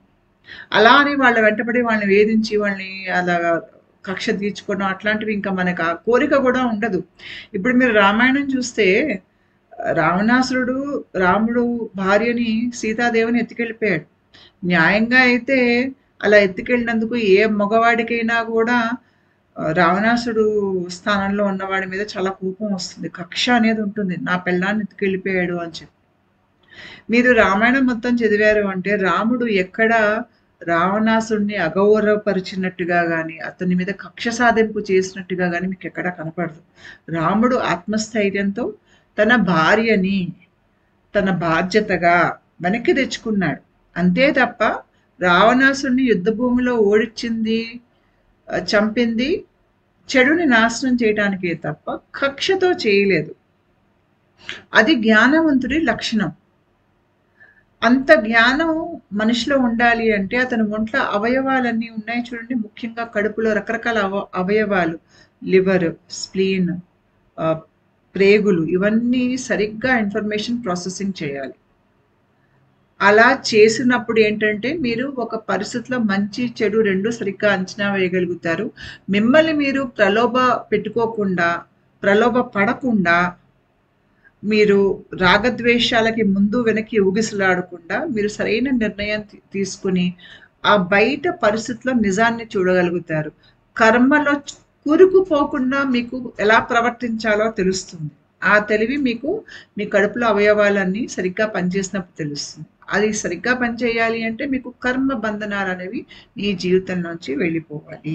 ఇక్కడ చూడండి, మీకు గ్రేటర్ స్ప్లానిక్ నర్వ్ అనేది ఉంది. ఇది మీకు సింపథెటిక్ నర్వస్ సిస్టమ్కి సంబంధించినటువంటి నరము. అది మొత్తం కడుపులో అన్ని భాగాలకి వెళ్తుంది. అంతేకాకుండా కుడి పక్కన మీకు చూడండి వేగస్ నర్వ్ ఉంది. ఇది కూడా మీకు కడుపులో చాలా భాగాలకి వెళ్తుంది. అంతేకాకుండా సింపథెటిక్, పారాసింపథెటిక్ రెండు రకాల నరాల వ్యవస్థతో ప్రతి అవయవానికి సంబంధం ఉంటుంది. మీ కడుపులో ఉండే అవయవాలకి ఆధ్యాత్మిక పాత్ర కూడా ఉంటుంది. ఎందుకంటే ఇవి మీ భావోద్వేగాల్ని ప్రాసెస్ చేస్తాయి, మంచి చెడు రెండోని. సో చెడు భావోద్వేగాలు ఎలా ప్రాసెస్ చేస్తాయి, ఏ భాగం చేస్తుంది అంటే మీ కోపాన్ని, మీకు ఓర్పు లేదనుకోండి, మీకు బయట జరిగే విషయాలు చాలా చికాకు తెప్పిస్తున్నాయి, గతంలో ఏదో జరిగిందని ఒక అక్కస్సు ఉంటుంది మనలో, ఇవన్నీ మనకి లివర్. అందుకనే అంటారు మనవాడు తన కోపమే తన శత్రువు అని. ఎందుకంటారా మాట అంటే మన ఎక్కువగా అనవసరంగా కోపంకి గురి అవుతుంటే మన లివరే పాడవుతుంది. ఈ లివరు మీకు ఇదే బొడ్డుతో దీనికే అసలు సంబంధం అనేది ఇక్కడే ఉంటుంది. తర్వాత ప్యాన్క్రియాస్, ఇందాక నేను ప్యాన్క్రియాస్ చూపించాను మీకు. ఇవి లివర్ వెనుక భాగంలో ఉంటాయి. ప్యాన్క్రియాది మీకు మణిపుర చక్రానికి సంబంధం ఉంటుంది. ఏదైనా విషయం నేను అనుకున్నట్టుగా జరగాలి అని ఒక మొండితనము, బయట విషయాలు తను అనుకున్నట్టుగా జరగట్లేదని దుఃఖము, ముందుకి వెనక్కి కదలకుండా జీవితం ఒక దగ్గరే ఉండిపోయిందని ఒక దుఃఖము, అన్నీ తన అదుపులో పెట్టేసుకోవాలి, తను అనుకున్నదే జరగాలి అనేటువంటి ఇవన్నీ వ్యవహారాలు ఉంటాయి చూడండి. ఇవన్నీ ప్యాన్క్రియాస్ నుంచి వస్తాయి. ఈ రకం భావాలు అంటే అన్నీ అదుపులో పెట్టుకోవాలి అనేటువంటి ఒక దృఢ సంకల్పం అనుకోండి. అది మంచికైనా అవ్వచ్చు, చెడుకైనా అవ్వచ్చు. సాధారణంగా మనిషికి ఎక్కడ పంతం వస్తుందంటే అది చెడుకి అయినప్పుడు, అది మీకు తామసికమైనప్పుడు పంతం ఎక్కువ అవుతుంది అక్కడ మనిషికి. తర్వాత స్ప్లీన్ అనేది మీకు లివర్కి కుడి పక్కన వస్తుంది, అంటే మీకు కుడివైపు కడుపులో వస్తుంది. చూపిస్తాను. ఇక్కడ చూడండి, మొదటి బొమ్మలో ఉన్నది ప్యాన్క్రియా, రెండో బొమ్మలో ఉన్నది స్ప్లీన్. అయితే స్ప్లీన్ విషయానికి వస్తే ఎవరైతే బాగా పీడింపబడి ఉంటారో జీవితంలో, వాళ్ళు ఒక రకంగా ఇలాంటి వాతావరణానికి, ఇలాంటి మనుషులకు అలవాటు పడిపోయి ఇంకా అలాంటి వాళ్ళని ఆకర్షిస్తూ ఉంటారు, అలాంటి పరిస్థితుల్ని ఆకర్షిస్తూ ఉంటారు జీవితంలోకి. ఎందుకంటే వాళ్ళ ఒంట్లో న్యూరో ట్రాన్స్మిటర్స్ ఉత్పత్తి అయ్యేవి ఆ స్థాయిలో ఉన్నాయి కాబట్టి. అప్పుడు వాళ్ళు ఏంటంటే బయట మంచి చెడుని గ్రహించలేరు. అంటే ఇది మంచి, ఇది చెడు, ఈ పరిస్థితిలో నేను సురక్షితంగా ఉన్నాను, ఈ మనిషితో నేను సురక్షితంగా లేను అనే గ్రహింపు వాళ్ళకు ఉండదు. ఆ గ్రహింపు ఎందుకు ఉండదంటే స్ప్లీన్ సరిగ్గా పనిచేయదు. స్ప్లీన్ కనుక సరిగ్గా పనిచేయకపోతే తరచూ మనకి ఆరోగ్యం పాడైపోతూ ఉంటుంది. మన దేహంలో బ్యాక్టీరియా, వైరసెస్ అనేవి ఎక్కువైపోతాయి. స్ప్లీన్ బాగా పనిచేయాలి. మనకి రోగ నిరోధక శక్తి బాగా ఉండాలన్నా, మన జీవితంలో అనారోగ్యకరమైనటువంటి మనుషులు రాకుండా ఉండాలన్నా, అనారోగ్యకరమైనటువంటి పరిస్థితులు మనకి ఏర్పడకుండా ఉండాలన్నా కూడా స్ప్లీన్ బాగా పనిచేయాలి. గాల్ బ్లాడర్, ఇది మనలో టక్కుమని భయం వస్తుంది చూడండి అకస్మాత్తుగా. తర్వాత మనకు సరిగ్గా నిర్ణయం తీసుకోలేని ఒక శక్తి, అది మనకి గాల్ బ్లాడర్ నుంచి వస్తుంది. భయం. భయం అందరికీ తెలుసు. చాలా మంది చిన్నపిల్లల్ని చూస్తుంటారు మీరు. ఆ భయంలో వాళ్ళకి ఉచ్చకారిపోతుంది. ఎందుకు? మీకు భయాన్ని ప్రాసెస్ చేసేది కిడ్నీసు, తర్వాత మీకు బ్లాడర్, ప్రేగులేంటి ఎప్పుడు మనం నిత్యం మనకి బాధపడుతూ, భయపడిపోతుంటే మనకు కడుపులో అలజడి వస్తుంది. కడుపులో అలజడి ఎందుకొస్తుంది? మీ భయాల్ని మీరేదైతే ఆందోళన పడుతున్నారు చూడండి, దాని తాలూకు ఆలోచనల్ని, భావోద్వేగాల్ని ప్రాసెస్ చేసేది మీ ప్రేగులు. మనుషులు డిప్రెషన్‌లో ఉన్నా గూడా వాళ్ళకి సరిగ్గా తినాలనిపించదు, తిన్నది అరగదు. వాళ్ళకి అంతర్దృష్టి పనిచేయదు. వాళ్ళు సంతోషంగా, ఉత్సాహంగా ఉండలేరు. ఎందుకు? ప్రేగులు సరిగ్గా ఇన్ఫర్మేషన్ ప్రాసెసింగ్ చేయట్లేదు. కాబట్టి మనిషి తక్కువ స్పందనలో ఉన్నప్పుడు ఈ కడుపులో అవయవాలు సరిగ్గా మీ బయట నుంచి వచ్చే సమాచారాన్ని ప్రాసెస్ చేయలేవు.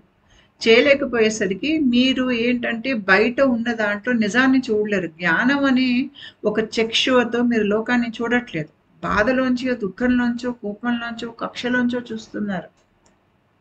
చూసేసరికి మనకి లోకం తప్పుగా అర్థమవుతుంది. మనం తప్పుగా స్పందిస్తాం మళ్ళీ లోకం పట్ల. మనల్ని ఎవరైనా పీడించే వాళ్ళుంటే మనం వాళ్ళని నమ్ముతాము.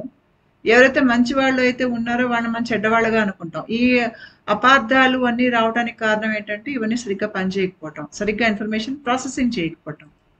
ఒకవేళ ఇవన్నీ అవయవాలు సరిగ్గా ఇన్ఫర్మేషన్ ప్రాసెసింగ్ చేశాయనుకోండి, అప్పుడు లివర్ ఏం చేస్తుంది? మీ శరీరంలో ఉన్నటువంటి విష పదార్థాలని తీసేస్తుంది. మిమ్మల్ని కర్మ సంబంధాల నుంచి బయటికి తీసుకొస్తుంది.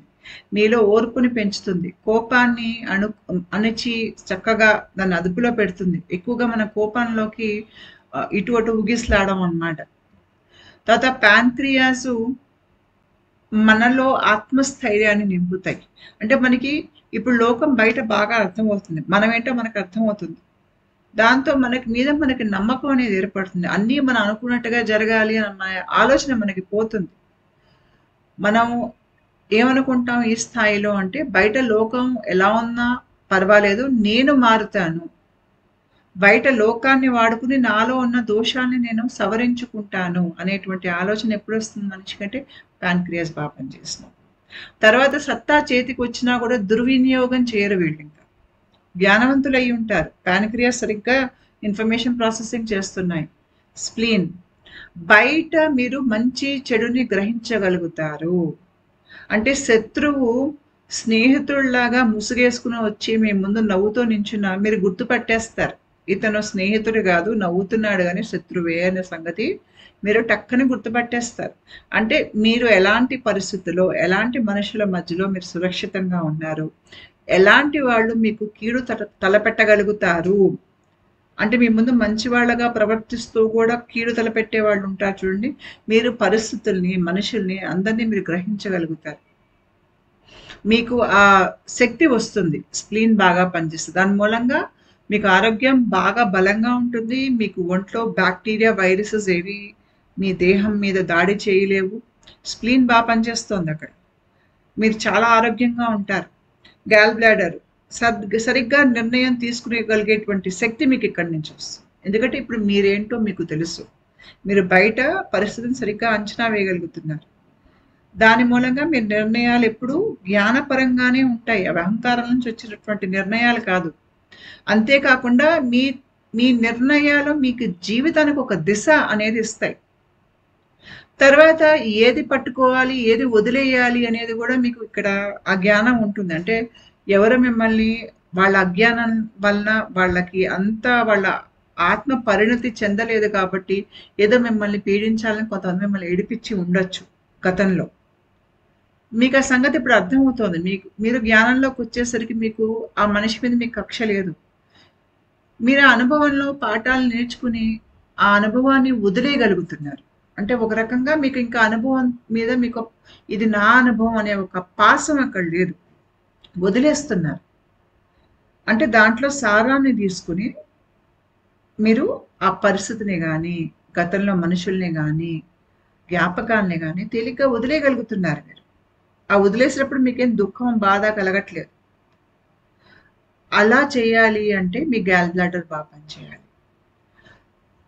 ఆనందం, కడుపులో వచ్చేటువంటి ఆనందం మీ కిడ్నీస్ బ్లాడర్ నుంచి వస్తాయి. అంతేకాకుండా ఒక రకమైనటువంటి అంతర్దృష్టి, ఒక రకంగా మనకి ఒక చాలా మనసు లోతుల్లోంచి పొరల్లోంచి నేనేంటో నాకు తెలుసు, తర్వాత ఒక రకమైనటువంటి ఆనందం అనేది మీకు ప్రేగుల్లో వస్తుంది. నేను గతంలో వీడియో చేశాను వారాహిదేవి మీద. అక్కడ నేను చెప్పాను సెరటోనిన్ అనేది మీకు కడుపులో ఉత్పత్తి అవుతుంది, ప్రేగుల్లో ఉత్పత్తి అవుతుంది. మీ అవయవాలన్నీ కనుక బాగా ఇన్ఫర్మేషన్ ప్రాసెసింగ్ చేశాయనుకోండి, ఆరోగ్యంగా పనిచేస్తున్నాయనుకోండి అవయవాలన్నీ, అప్పుడు మీకు కడుపులో మీకు ఇట్లాగా ప్రేగుల్లోంచి ఆనందం ప్రవహిస్తున్నట్టుగా అనిపిస్తుంది. అయితే మన దేహంలో సింపథెటిక్ నర్వస్ సిస్టమ్ ఉంటుంది, పారాసింపథెటిక్ నర్వస్ సిస్టమ్ ఉంటుంది. సింపథెటిక్ నర్వస్ సిస్టమ్ అనేది మీకు సూర్యుడితో సంబంధించింది ఉంటుంది. పారాసింపథెటిక్ అనేది మీకు చంద్రనాడితో సంబంధం ఉంటుంది. అయితే ఇప్పుడు మళ్ళీ మనం తిరిగి నరసింహ రూపానికి వద్దాం. ముఖం సింహముఖం. సింహం మీకు రాశి కూడా ఉంది. ఆగస్ట్ మంత్ మీకు సింహ రాశి వస్తుంది ఈ నెలలో మీకు. అయితే సింహ రాశికి మీ దేహంలో ఉన్నటువంటి సింపథెటిక్ నర్వస్ సిస్టమ్కి సంబంధం ఉంటుంది. ఈ సింహం ముఖం ఉన్నది, అది మీ దేహంలో ఉన్న సింపథెటిక్ నర్వస్ సిస్టమ్కి సింబల్. ఇదే ఇందాక నేను చూపించినటువంటి ఈ పింగళ నాడిని చూడండి, సూర్యుడితో సంబంధం ఉన్నటువంటి నాడి. మీరు గనక జాతకాలు చూసినట్టయితే, లేదంటే మీరు రాశి చక్రం చూసినట్టయితే, మీకు సింహరాశి సూర్యుడి యొక్క స్వక్షేత్రం, అక్కడ అది బలంగా ఉంటుంది. ఆగస్ట్ నెలలో మీకు సూర్యుడు బలంగా ఉంటాడు. ఎందుకు? స్వక్షేత్రంలో ఉంటాడు, సింహరాశిలో ఉంటాడు.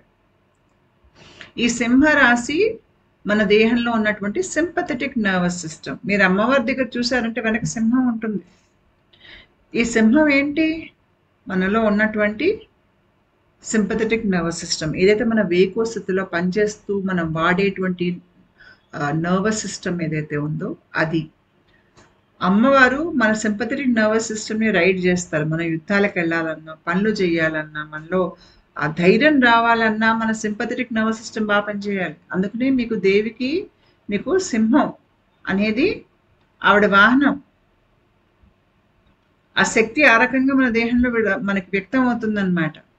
అదే మీరు నరసింహస్వామిని చూసారంటే, నరసింహస్వామికి కూడా సింహం ముఖం. సంబంధాలు తెంపుకునేటప్పుడు సింపథెటిక్ నర్వస్ సిస్టమ్ అనేది బాగా పనిచేయాలి. అంటే ఇది తెంచుకోవాలి సంబంధాన్ని, ఈ దీంట్లోంచి బయటపడాలి అనే ఒక దృఢ సంకల్పం మనలో బలంగా ఉండాలి.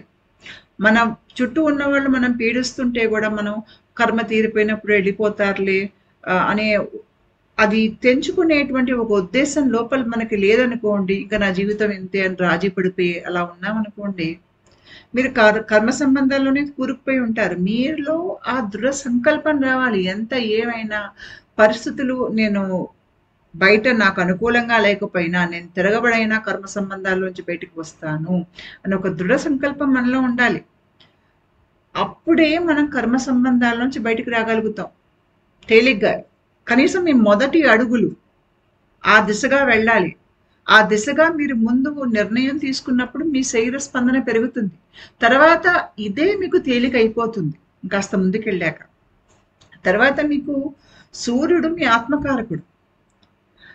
అంటే మీ ఆత్మ యొక్క కాంక్ష ఏంటి అనేది మీరు మీ జాతక చక్రంలో సూర్యుడు ఏ గడిలో ఉన్నాడో చూస్తే మీకు తెలుస్తుంది. మీ ఆత్మ యొక్క ఆశ కర్మబంధనాల నుంచి తెంపుకుని బయటికి రావడం అనేది ఉండాలి ఖచ్చితంగా.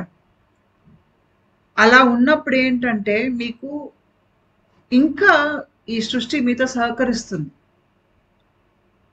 ఒక రకంగా మీకు ఆ దేవుడే వచ్చి మిమ్మల్ని కర్మ సంబంధాల్లోంచి బయటికి లాగేస్తాడు. అది తేలికవుతుంది అలాంటి వాళ్ళకి. మీ సంకల్పం ఎంత గట్టిగా ఉంది, లేదు అంటే మీరు సంకల్పాన్ని మీరు మీ ఆత్మ సంకల్పంగా మార్చుకోవాలంటే ఇది నేను చేసి తీరుతా ఖచ్చితంగా అనేది. అంటే మీ వైపు నుంచి మీకు అది ఉండాలన్నమాట, మీలో ఆ దృఢ సంకల్పం. అందుకనే మీకు ఇక్కడ సింహం ముఖం ఉంటుంది. అలా చేసినప్పుడు మీ సింపథెటిక్ నర్వస్ సిస్టమ్ ఆ పని మీద దృష్టి పెడుతుంది మీరు ఆధ్యాత్మికంగా ఎదుగుతున్నప్పుడు. తర్వాత ఎవరైతే ఆధ్యాత్మికంగా ఎదుగుతున్నారో, ఈ నెల ఉంది చూడండి, అంటే సూర్యుడు సింహరాశిలో ఉండేటువంటి నెల. దీన్ని లయన్స్ గేట్ పోర్టల్ అని కూడా అంటారు.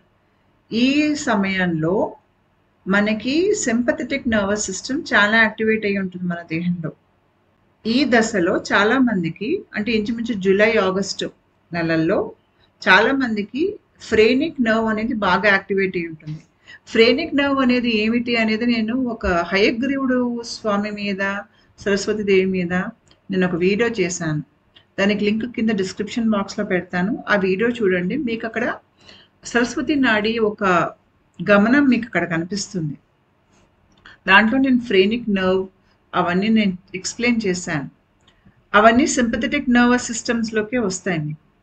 మీకు ముఖ్యంగా గుండె, ఈ ఊపిరితిత్తుల భాగం, మీకు ఇక్కడి నుంచి ఈ డయాఫ్రమ్ వరకు, ఈ మెడ ఈ భాగం, మీకు ఇక్కడంతా సింపథెటిక్ నర్వస్ సిస్టమ్ యాక్టివిటీ అనేది చాలా ఎక్కువగా ఉంటుంది జూలై ఆగస్ట్ మంత్స్లో. అంతేకాకుండా గుండె హార్ట్ పాల్పిటేషన్స్ రావటం, మీకు గుండె తెరుచుకున్నట్టుగా అనిపించటం, కొద్దిగా ఊపిరి పీల్చుకోవడం కష్టం అవటం, సింహానికి సంబంధించినటువంటి కళలు, ఇవన్నీ ఈ దశలో ఎక్కువ వస్తాయి. ఎందుకంటే ఈ జూలై ఆగస్ట్ నెలలో సింపథెటిక్ నర్వస్ సిస్టమ్ మన దేహంలో చాలా యాక్టివేట్ అయి ఉంటుంది. ఆధ్యాత్మికంగా ఎదిగే వాళ్ళకి, స్పందన పెరిగే వాళ్ళకి అది బాగా తెలుస్తుంది. థైమస్ గ్లాండ్ నొప్పి వస్తుంది భాగంలో, అప్పుడు మనకి గొంతులో కూడా చాలా యాక్టివిటీ అవుతుంది. దీనికన్నిటికీ కారణం ఇప్పుడు సూర్యుడు మీకు స్వక్షేత్రంలోకి సింహరాశిలోకి వస్తున్నాడు. వచ్చినందుకు మనకి సింపథెటిక్ నర్వస్ సిస్టమ్ యాక్టివేట్ అయ్యి ఆధ్యాత్మిక ఎదిగే వాళ్ళకి తెలుస్తాయి ఈ మార్పులు వాళ్ళ దేహంలో. మామూలు మనిషికి తెలియకపోవచ్చు. ఇవన్నీ ఇప్పుడు అవుతాయి అన్నమాట మనలో. టాప్ డౌన్ అవేకనింగ్ వాళ్ళకి అవుతాయి, కుండలిని జాగృతం అయిన వాళ్ళకి అవుతాయి, లేకపోతే మామూలుగా ఆధ్యాత్మికంగా వాళ్ళ దేహంలో క్రియలు కొద్దిగా ఇటు అటు ప్రాణ కదలికలు అనుభవించే వాళ్ళకి కూడా ఇవి వస్తాయి. ఈ 2 నెలలు ఉంటాయి. తర్వాత మీకు తగ్గిపోతుంది సింపథెటిక్ నర్వస్ సిస్టమ్ యాక్టివిటీ, మళ్ళీ మామూలుగా వచ్చేస్తుంది. అయితే హిరణ్య కశిపుడి ఒక్క వరం ఏమిటి అంటే, నన్ను జంతువు కానీ మనిషి కానీ చంపకూడదు, ఎలాంటి ఆయుధం చంపకూడదు, పగలు కానీ రాత్రి కానీ ఇంట కానీ బయట కానీ నాకు చావు ఉండకూడదు అనేది తీసుకున్నటువంటి వరం. అయితే మీరు కనుక ఈ వరాన్ని దగ్గరగా చూశారు అంటే, జంతువు కానీ మనిషి కానీ చంపకూడదు అంటే ఇక్కడ ఏమర్థం వస్తుందంటే, మనిషిలో పశుతత్వం ఉంటుంది. ఆ పశుతత్వం ఉన్న మనిషి కానీ లేకపోతే ఒక మామూలు మనిషి కానీ నన్ను చంపటానికి వీలు లేదు. హిరణ్యకశిపుడిని మనం మనలో ఉన్నటువంటి కర్మ సంబంధాలు అనుకున్నట్టయితే, ఈ కర్మ సంబంధాలు ఒక ప్రతిరూపమే హిరణ్యకశిపుడు. ఆ కర్మ సంబంధాల నుంచి బయటపడి జ్ఞానపరంగా మనం రాగలం అనే దానికి ప్రతీక ప్రహ్లాదుడు. ఈ ప్రహ్లాదుడు హిరణ్యకశిపుడు మధ్యలో జరిగేటువంటి ఈ కథ మనలో అవుతుంది, మనతో అవుతుంది. ఎప్పుడు అవుతుంది అంటే, మనం ఆధ్యాత్మికంగా ఎదుగుతున్నప్పుడు, మనం కర్మ సంబంధాన్ని తెంచుకునే ప్రయత్నం చేస్తున్నప్పుడు ఇదే ఊగిసలాట మన లోపల కూడా అవుతుంది. ఈ కర్మ సంబంధాలే విషం, ఈ కర్మ సంబంధాలే మనని పీడించే ఆయుధాలు, ఈ కర్మ సంబంధాలే మన ఇంచుమించు చావు అంచుల దాకా తీసుకెళ్లేటువంటి అనుభవాలు అనుకోవచ్చు. ఎందుకంటే మన ఒంట్లో కార్టిజాల్ అనేది చాలా ఎక్కువగా ఉత్పత్తి అయిపోతూ ఉంటుంది. మనిషికి బ్రతుకు మీద ఆశ పోతుంది ఇట్లాంటి సంబంధాలు జీవితంలో ఉంటే. మనల్ని, మన లోపల ఉన్నటువంటి స్పిరిట్ని, అంటే మన లోపల ఉన్నటువంటి శక్తిని హరించి నలిపి చంపేసేటువంటి ప్రయత్నం కర్మ సంబంధాలు చేస్తాయి. దాని మూలంగా మనం మన స్వాతంత్రాన్ని కోల్పోతాం, మనం ఏంటో మనకు అర్థం కాదు. ఇక్కడ మీరు చూసారంటే నరసింహస్వామి ఏ ఆయుధం లేకుండా కేవలం గోళ్లతో కడుపు చీల్చి హిరణ్యకశిపుడిని చంపాడు. మన లివర్కి మన గోళ్ళకి సంబంధం ఉంటుంది. అంతేకాకుండా మన లివర్కి మన కళ్ళకి కూడా సంబంధం ఉంటుంది. అందుకనే ఎవరికైనా జాండిస్ వస్తే వాళ్ళ కళ్ళు పసుపుగా అయిపోతాయి, గోళ్ళు పసుపుగా అయిపోతాయి. మన కోపం వచ్చినప్పుడు కళ్ళు ఎర్రగా చింతనిప్పుల్లాగా అవుతాయి.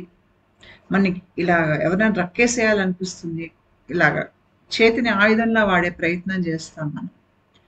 దానికి కారణం గోళ్ళకిను లివర్కి సంబంధం ఉంటుంది. అందుకని ఇక్కడ మీరు చూశారు అంటే నరసింహస్వామి గోళ్ళనే ఆయుధంలా వాడుతున్నారు. ఎందుకంటే ఇది మొత్తం కర్మ సంబంధాన్ని తెంచుకునేటువంటి కథ. అంటే ఇక్కడ ముఖ్య పాత్ర లివర్ది. అందుకనే మీరు నరసింహస్వామి ముఖం చూసారంటే కళ్ళు కోపంతో ఇలాగా ఎర్రగా ఉంటాయి. ఒకటే కోపంతో ఆవేశంతో నరసింహస్వామి ఎక్కువగా ఊపిరి పీల్చేసుకుంటూ ఉంటాడు. Sympathetic nervous system. గోల్డ్ అని ఆయుధంగా వాడతాడు, ఎందుకంటే గోటికి లివర్కి సంబంధం ఉంటుంది. తర్వాత ఏంటి, పగళ్ళు కానీ రాత్రి కానీ అయి ఉండకూడదు. అంటే ఏంటి, అది సింపథెటిక్ నర్వస్ సిస్టమ్ అనేది మీకు పగలు సూర్యుడికి సంబంధం, రాత్రి పారాసింపథెటిక్ నర్వస్ సిస్టమ్ చంద్రనాడి చంద్రుడికి సంబంధం. అంటే సింపథెటిక్ లేదా పారాసింపథెటిక్ నర్వస్ సిస్టమ్ ఈ రెండింటికి సంబంధం. మీరు ఇక్కడ బొమ్మలో చూడండి, నరసింహస్వామి గడప మీద నించుని అక్కడ వెనక చూసారంటే సూర్యాస్తమం అవుతోంది. అంటే అది పగలు కాదు రాత్రి కాదు, మధ్యలో భాగం. ఇది మనం ఎక్కడ అనుభవిస్తాము అంటే రెమ్ స్లీప్. మనం నిద్రపోయాక మనకి ఇంచుమించు 90 నిమిషాలు దాటాక మనం రెమ్ స్లీప్లోకి వెళ్తాం. రెమ్ స్లీప్ అంటే ర్యాపిడ్ ఐ మూమెంట్ స్లీప్. ఇక్కడ నేను ముందు చెప్పినట్టుగా మనం నిద్రపోతున్నప్పుడు పారాసింపథెటిక్ నర్వస్ సిస్టమ్ అనేది యాక్టివేట్ అయి ఉంటుంది, అంటే చంద్రనాడి. కానీ ఈ రెమ్ స్లీప్ భాగంకి వచ్చేసరికి మనకి ఇక్కడే కలలు అనేవి మొదలవుతాయి. ఈ నిద్ర దశలో రెమ్ స్లీప్లో మనం సింపథెటిక్ నర్వస్ సిస్టమ్ కూడా యాక్టివేట్ అవుతుంది. అంటే ఈ భాగంలో మీకు పారాసింపథెటిక్ నర్వస్ సిస్టమ్ ఉంది, సింపథెటిక్ నర్వస్ సిస్టమ్ కూడా కలిసి ఉంది. అంటే ఇక్కడ ఏంటి, సూర్య చంద్రుల కలయిక అనేది మీకు నిద్రలో అవుతుంది లోపల. అందుకని మనుషులకి కర్మ సంబంధాలు పూర్తిగా తెగిపోయేటప్పుడు వాళ్ళకి కళ వస్తుంది. ఆ కళలోనే బొడ్డు కోసేస్తున్నట్టుగా, ఏదో ఆయుధం వచ్చి తీసేస్తున్నట్టుగా, లేకపోతే వాళ్ళే గోరు పెట్టి తీసేసుకుంటున్నట్టుగా ఇలా కళ వస్తుంది. ఏదైతే అంబైలికల్ కార్డ్ ఉందో అది వెళ్ళిపోతుంది. వెళ్ళిపోయి మనకి కడుపు చుట్టూ ఇట్లాగా ఆ బొడ్డు చుట్టూ మనకి రక్తం లాగా కారుతుంది, అది కోసేసినందుకు. అంటే మిగులు తగులు కర్మ రక్తం రూపంలో కారిపోతుంది అన్నమాట ఆ నాభిస్థానంలోంచి. అలా కళ వస్తుంది. అది ఎప్పుడు అవుతుంది అంటే సింపథెటిక్ పారాసింపథెటిక్, అంటే పగలు రాత్రి రెండు కలిసినప్పుడు, అంటే మన దేహంలో ఇడ పింగళ రెండు కలిసి పనిచేస్తున్నప్పుడు మీకు అది అవుతుంది. తర్వాత ఏంటి, ఇంటా కాదు బయట కాదు, అంటే ఇది మీ ఇంట్లోనూ అవ్వట్లా బయట అవ్వట్లా, ఇది మీకు సూక్ష్మ స్థాయిలో అవుతుంది. ఈ భూమి మీద జరగదు అది. మీరు మీ భూమి మీద నించుని మీరు కర్మ సంబంధాల నుంచి మిమ్మల్ని మీరు తెంచుకోలేరు. ఇది నిద్రావస్థలో ఆ సింపథెటిక్ పారాసింపథెటిక్ రెండు కలిసి పనిచేస్తున్నప్పుడు సూక్ష్మ స్థాయిలో ఇది అవుతుంది. ఇది మీ శరీర స్పందన ఒక స్థాయికి చేరాకే అవుతుంది. ఇదే నరసింహస్వామి కథలో ఉన్నటువంటి నిగూఢమైనటువంటి రహస్యం.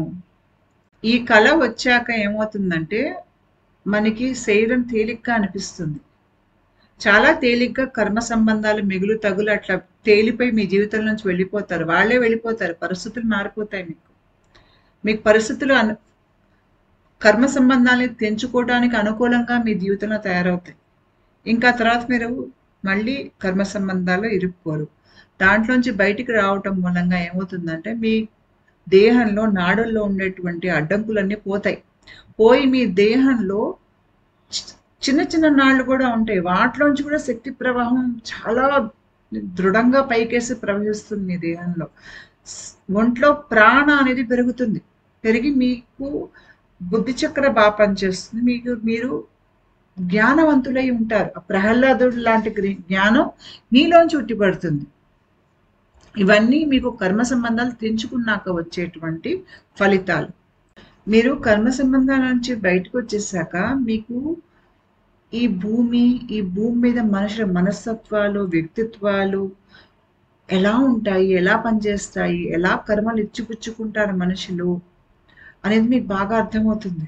తర్వాత అన్కాన్షియస్ మైండ్ ఉంటుంది మనలో. అంటే ఈ స్థాయికి ఏమవుతుందంటే మన కర్మ తీరిపోయాక మనం సబ్ కాన్షియస్ మైండ్ నుంచి అన్కాన్షియస్ మైండ్కి వెళ్తాం, ఇంకా లోతుల్లోకి వెళ్తాం. అంటే మనకి ఇంకా ఈ బయట మనకి లోకం బాగా అర్థమవటం మొదలు పెడుతుంది. ఈ లోకం వెనక శక్తులు ఏవైతే ఈ లోకాన్ని నడిపిస్తున్నాయో అవి కూడా మీకు అర్థమవటం మొదలవుతాయి. ఇక్కడ మీకు ఆర్కిటైప్స్ అనేవి అర్థమవుతాయి. అంటే మీకు ఇలాగ మనుషుల ప్రవర్తనలకి అన్‌కాన్షియస్ మైండ్ స్థాయిలో నమూనాలు ఉన్నాయని, ఆ నమూనాలు బట్టే మనుషులు ఇక్కడ ప్రవర్తిస్తారన్న సంగతి మీరు గ్రహిస్తారు. గ్రహించేసరికి మీరు ఒక మనిషిని చూడంగానే అతను ఏ ఆర్కిటైప్ శక్తిని వ్యక్తపరుస్తున్నాడు? అతను వ్యక్తిత్వం ఉందా? అతనికి వ్యక్తిత్వం లేదా? వ్యక్తిత్వం ఎంతవరకు ఆ మనిషిలో ఏర్పడి ఉంది? ఈ మనిషి ప్రవర్తన అదేంటంటే మనకి బియ్యం ఉడికిందో లేదో చూడటానికి అన్నం ప్రతి మెతుకు మనం దాన్ని మెదిపి చూడాల్సిన అవసరం లేదు. ఒక్క మెతుకు తీసి దాన్ని మెదిపినా కూడా మీకు అన్నం ఉడికిందో లేదో తెలుస్తుంది. అదే రకంగా ఈ స్థాయిలో ఈ జ్ఞానం ఉన్న మనిషికి మనుషుల ప్రవర్తన మొత్తం ఎన్నో ఏళ్ల బట్టి చూడాల్సిన అవసరం లేదు. మనిషిని కాసేపు చూసి అంచనా వేసేయగలుగుతారు. ఎందుకంటే మనిషి ప్రవర్తనలో ఎన్ని రకాలు ఉంటాయి, ఎలా ప్రవర్తిస్తారు, వ్యక్తిత్వాలు ఎలా ఉంటాయి, ఎక్కడి నుంచి వీళ్ళకి ఈ శక్తి అనేది ఆర్కిటైపల్ ఎనర్జీ వాళ్ళు ఏది బయటికి లోకానికి వ్యక్తపరుస్తున్నారు, ఇవన్నీ మనకి టక్కన అర్థమైపోతాయి. దాని మూలంగా మీరు మనిషిని టక్కన అంచనా వేయగలిగే శక్తి మీకు ఉంటుంది. మీరు మనిషిని చూసే విధానం, మనిషి పరిస్థితిని చూసే విధానం మారిపోతుంది. మీకు ఇక్కడ ఒక ఉదాహరణ ఇస్తాను. ఒక భార్యాభర్త ఉన్నారనుకుందాం. భర్త ఒక మంచి భార్యను కోరుకున్నాడు. ఆవిడ చాలా ఎక్కువగా డామినేట్ చేసే తత్వం ఉంటుంది. దాని మూలంగా మొగుడు పిల్లల మధ్యలో గొడవలు వచ్చి వాళ్ళకి వైవాహిక బంధం అనేది చెడిపోయింది అనుకుందాం. చెడిపోయినా పిల్లల కోసం కలిసి ఉండాల్సి వస్తుంది అనుకుందాం. అయితే ఈ తరుణంలో ఆ భర్తకి ఆధ్యాత్మిక జాగృతి అనేది జరిగింది. ఆధ్యాత్మిక జాగృతి జరుగుతున్నప్పుడు ఇతను గతంలో తన తండ్రి దగ్గర చాలా బాధపడ్డాడు. అంటే కన్న తండ్రి తను సరిగ్గా ఆదరించలేదు. కొడుకుతో తండ్రి ఏ రకంగా వ్యవహరించాలి, అంటే ఒక మంచి తండ్రి ఎలా వ్యవహరిస్తాడు అనే దానికి అనుగుణంగా తండ్రి ఇతన్ని ఆదరించలేదు. అతనికి ఆ దుఃఖం, బాధ చాలా జీవితంలో అతన్ని కృంగదీసింది. తండ్రితో ఒక మంచి సంబంధం ఏర్పరచుకోలేకపోయాను. తండ్రి నన్ను నిత్యం అవమానించాడు, తిట్టాడు, కొట్టాడు, దుర్భాషలాడాడు అనే బాధ అతనిలో ఉండిపోయింది. అతను ఆధ్యాత్మికంగా ఎదుగుతున్నప్పుడు కొన్ని స్థాయిల్లో అతను పనిచేయలేని పరిస్థితి, అట్లా కొద్ది ఇబ్బందులు పడినప్పుడు భార్య సహకరించి ఇంటి బాధ్యత తను తీసుకుని ఇతనికి ఇబ్బంది లేకుండా ఇతని ప్రక్రియ ముందుకెళ్ళేటట్టుగా సహకరించింది. అయితే మొత్తం ప్రక్రియ మీకు ఇంచుమించు చివరికి వస్తున్నప్పుడు కర్మ బంధనాల్లోంచి బయటకు వచ్చేసి ఉంటాడు. వచ్చేసి మనుషుల వ్యక్తిత్వాలు, ఆర్కిటైప్స్ అన్ని అతనికి బాగా అర్థమైపోతాయి. అంటే ఇప్పుడు మనకి కర్మ సంబంధాల నుంచి బయటకు వచ్చేసాక మనకి నిజం కనిపించడం మొదలు పెడుతుంది బయట లోకంలో. ఇంత క్రితం అతను కర్మ సంబంధంలో ఉన్నప్పుడు భార్యని శత్రువులా చూశాడు. కానీ అతను ఆధ్యాత్మికంగా ఎదిగి తన భార్య ప్రవర్తన ఎన్నో ఏళ్ల మీదుగా చూసినప్పుడు తను కర్మ సంబంధాల్లోంచి, పాత జ్ఞాపకాల్లోంచి, ఆ బాధలోంచి బయటపడటానికి భార్య చేయూత ఇచ్చింది అనేది అతను గ్రహిస్తాడు. కర్మ సంబంధంలోంచి బయటకు వచ్చేసాక అతనికి భార్య ఆత్మ సంబంధంలా అనిపిస్తుంది. ఎందుకు అనిపిస్తుందంటే ఏ ప్రేమనైతే తన తండ్రి నుంచి పొందలేకపోయాడో, ఒక మంచి తండ్రి కొడుకుని తప్పు చేసినప్పుడు తిట్టి, మంచి చేసినప్పుడు సరైన మార్గంలోకి అతను నడిపించి చేయూతనిచ్చే తండ్రి, అలాంటి తండ్రి తనకి లేడు. కానీ అతను ఆధ్యాత్మికంగా ఎదుగుతున్నప్పుడు తన భార్య తన తండ్రిలా ప్రవర్తించింది. అంటే ఒక మంచి తండ్రిలాగా ప్రవర్తించింది ఆవిడ. ప్రవర్తించేసరికి ఏ బాధ అయితే ఇతనికి నా తండ్రి నాకు ఆ ప్రేమను ఇవ్వలేదు అని బాధపడ్డాడు, ఆ బాధ కాస్త భార్య తీసేసింది. ఎందుకంటే తెలియకుండా ఆ భార్య తండ్రి ఒక ఆర్కిటైపల్ ఎనర్జీని ఆవిడ వ్యక్తపరుస్తోంది లోకానికి. అంటే ఈయన కర్మ సంబంధంలో వచ్చినప్పుడు, అంటే పెళ్లి చేసుకున్నప్పుడు భార్యని ఒక స్త్రీలా చూశాడు. ఈవిడ ఒక స్త్రీలా ప్రవర్తిస్తుంది అనుకున్నాడు. కానీ ఆవిడ అలా ప్రవర్తించలేదు. దానివల్ల వాళ్ళకి సంబంధం చెడిపోయింది. అతను ఆధ్యాత్మికంగా ఎదిగాక అతను భార్యను చూసినప్పుడు అతనికి అర్థమయ్యేది ఏమిటి అంటే, ఈవిడకి ఉన్నది స్త్రీ రూపమైనా కూడా ఈవిడ స్వభావం ఎక్కువ పురుష స్వభావం. ఈవిడ తండ్రి ఆర్కిటైప్ ని వ్యక్తపరుస్తోంది. ఆవిడ కన్న పిల్లలతో కూడా తల్లి కంటే తండ్రిలా వ్యవహరిస్తుంది. అంటే ఒక మంచి తండ్రిలా వ్యవహరిస్తుంది పిల్లలతో కూడా. దాని మూలంగా ఆవిడ అదే తీరుగా భర్తతో కూడా ఉంది పెళ్ళైన దగ్గర నుంచి. భర్త ఏమో భార్యలా వ్యవహరించాలి ఈవిడ అని కోరుకుంటున్నాడు. ఈవిడేమో ఒక తండ్రిలా వ్యవహరిస్తోంది భర్తతో. కాబట్టి కర్మ సంబంధం ఉన్నప్పుడు ఆ మనిషి అది గ్రహించలేకపోయాడు. భార్యను అపార్థం చేసుకున్నాడు. భార్యని శత్రువులా చూశాడు. ఇప్పుడు అది కర్మ తీరిపోయి అతనికి జ్ఞానం పెరిగాక మనిషి రూపురేఖల్ని బట్టి వాళ్ళ ప్రవర్తన ఉండదు అన్న సంగతి తనకు అర్థమైంది. ప్రతి వ్యక్తి అతనిలో పురుషతత్వం ఉంటుంది, స్త్రీతత్వం ఉంటుంది. రూపం పురుషుడైనంత మటుకు పురుషతత్వం ఉండాలని లేదు. అతను ఎక్కువ స్త్రీతత్వాన్ని లోకానికి వ్యక్తపరచచ్చు. ఏదో ఒక ఆర్కిటైప్ ని వ్యక్తపరచచ్చు. వ్యక్తిత్వం లేని వాళ్ళు మీకు ఈ ఆర్కిటైప్స్ లో మంచి చెడు ఉంటాయి. వాళ్ళు ఎక్కువ చెడు ఆర్కిటైప్స్ అంటే తామసిక ఆర్కిటైప్స్ ని ఎక్కువ వ్యక్తపరుస్తారు. ఉదాహరణకి దొంగ, మోసం చేసేవాడు, ఇట్లాంటి ఆర్కిటైప్స్ వాళ్ళు ఎక్కువ వ్యక్తపరుస్తారు. మంచి వ్యక్తిత్వం ఏర్పడి ఉన్న వాళ్ళు వేరే రకాల ఆర్కిటైప్స్ అనేవి వ్యక్తపరుస్తారు. మీరు కొంతమంది మగవాళ్ళని చూసుంటారు. వాళ్ళు అందరికీ అన్నలే.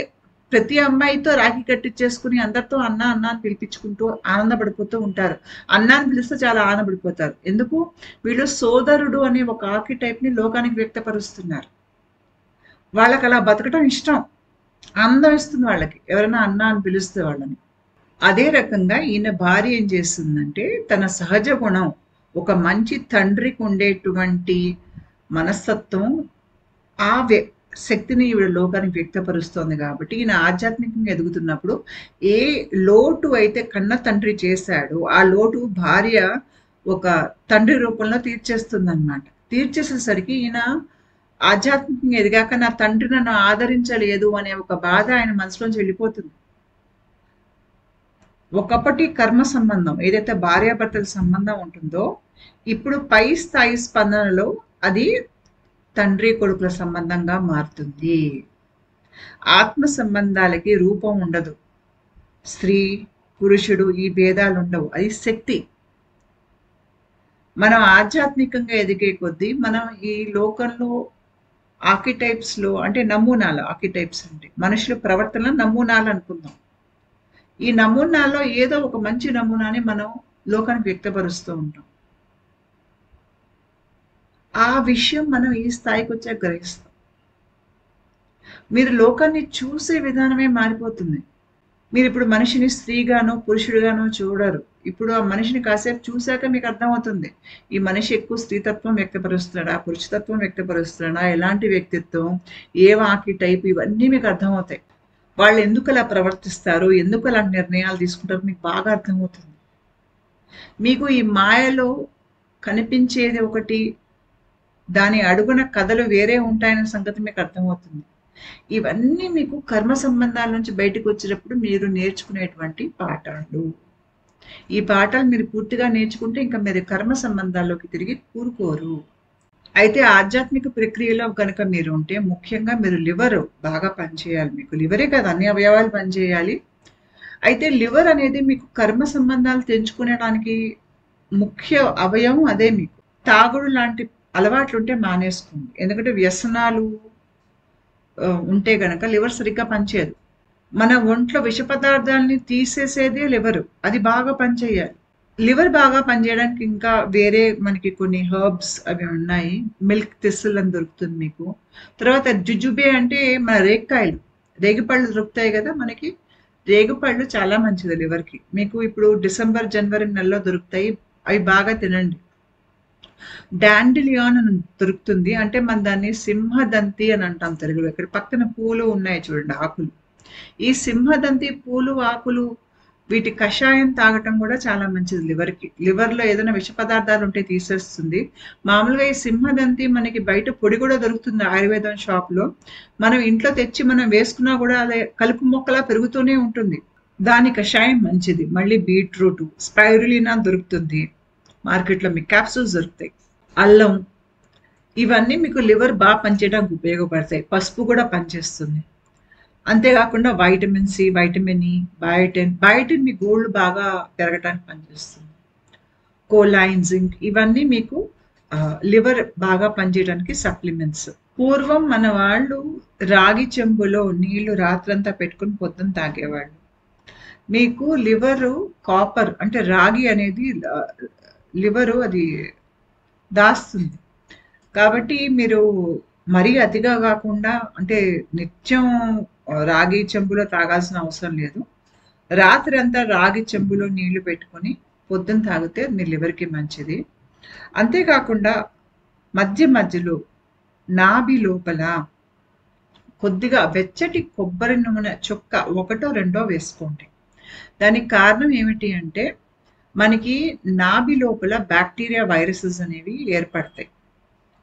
ఈ బ్యాక్టీరియా వైరసెస్ అనేవి ఇవి ఒక నెగటివ్ శక్తి అనుకోండి. బొడ్డు నుంచి మెదడుకి లోపల మనకి కనెక్షన్స్ ఉంటాయి. మనకి శంకిరీనాడు కూడా మీకు కింద నుంచి బయలుదేరి మీకు ఈ కడుపులోంచి ఇలా పైకి వెళ్తుంది తలలోకి. రకరకాల మార్గాల ద్వారా ఈ నాభి లోపల ఉన్నటువంటి బ్యాక్టీరియా కానీ వైరస్ కానీ మన తల లోపల నెగిటివ్ ఆలోచనలు ఉత్పత్తి చేయగలిగేటువంటి శక్తి వాటికి ఉంటుంది. నెగిటివ్ భావోద్వేగాలు కూడా కలగజేసేటువంటి శక్తి బ్యాక్టీరియాకి వైరస్కి ఉంటుంది. కాబట్టి మీరు మధ్య మధ్యలో కొబ్బరి నూనె ఏం చేస్తుందంటే దాని లోపల ఒక పదార్థం ఉంటుంది. ఆ పదార్థం బ్యాక్టీరియా వైరస్ని చంపేస్తుంది. మధ్య మధ్యలో మీరు కాస్త వెచ్చటి కొబ్బరి నూనె ఒకటో రెండో చుక్కలు నాభిలో వేసుకుని కాసేపు అట్లా ఉంచుకుని స్నానానికి ఒక 10 నిమిషాలు పావుగంట ముందు వేసుకుని తర్వాత మీరు స్నానం చేసినట్టయితే ఏంటంటే మీకు తరచుగా మీ నాభి లోపల ఏర్పడేటువంటి ఈ వైరస్లు కానీ బ్యాక్టీరియా కానీ చనిపోతాయి.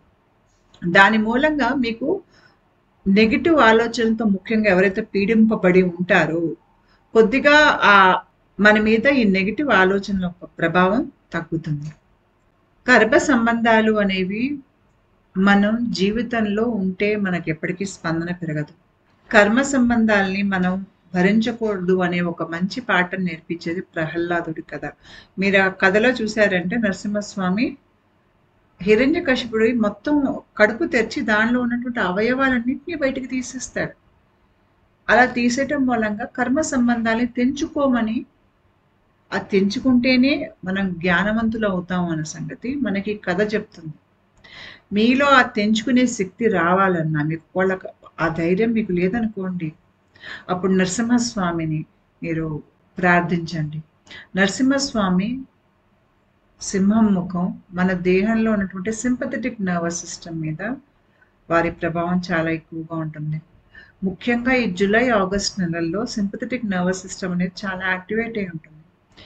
ఈ నెలల్లో కర్మ సంబంధం నుంచి తెగిపోయి బయటపడేటువంటి అవకాశం ఎక్కువ. ఎందుకంటే శక్తి దానికి అనుకూలంగా ఉంటుంది. ఎప్పుడైతే కర్మ సంబంధం నుంచి మీరు తెంచుకుని బయటకు వచ్చేస్తారో మీకు ఈ గుండె చక్ర అనేది ఎక్కువ విచ్చుకోవటం మొదలు పెడుతుంది. అది కూడా మీకు జూలై ఆగస్ట్ నెలల్లో ఎక్కువగా ఉంటుంది ఆధ్యాత్మికంగా ఎదిగేవారికి. దీని మూలంగా మీ దేహ స్పందన చాలా పెరిగిపోతుంది. ఉంటానండి. నమస్కారం.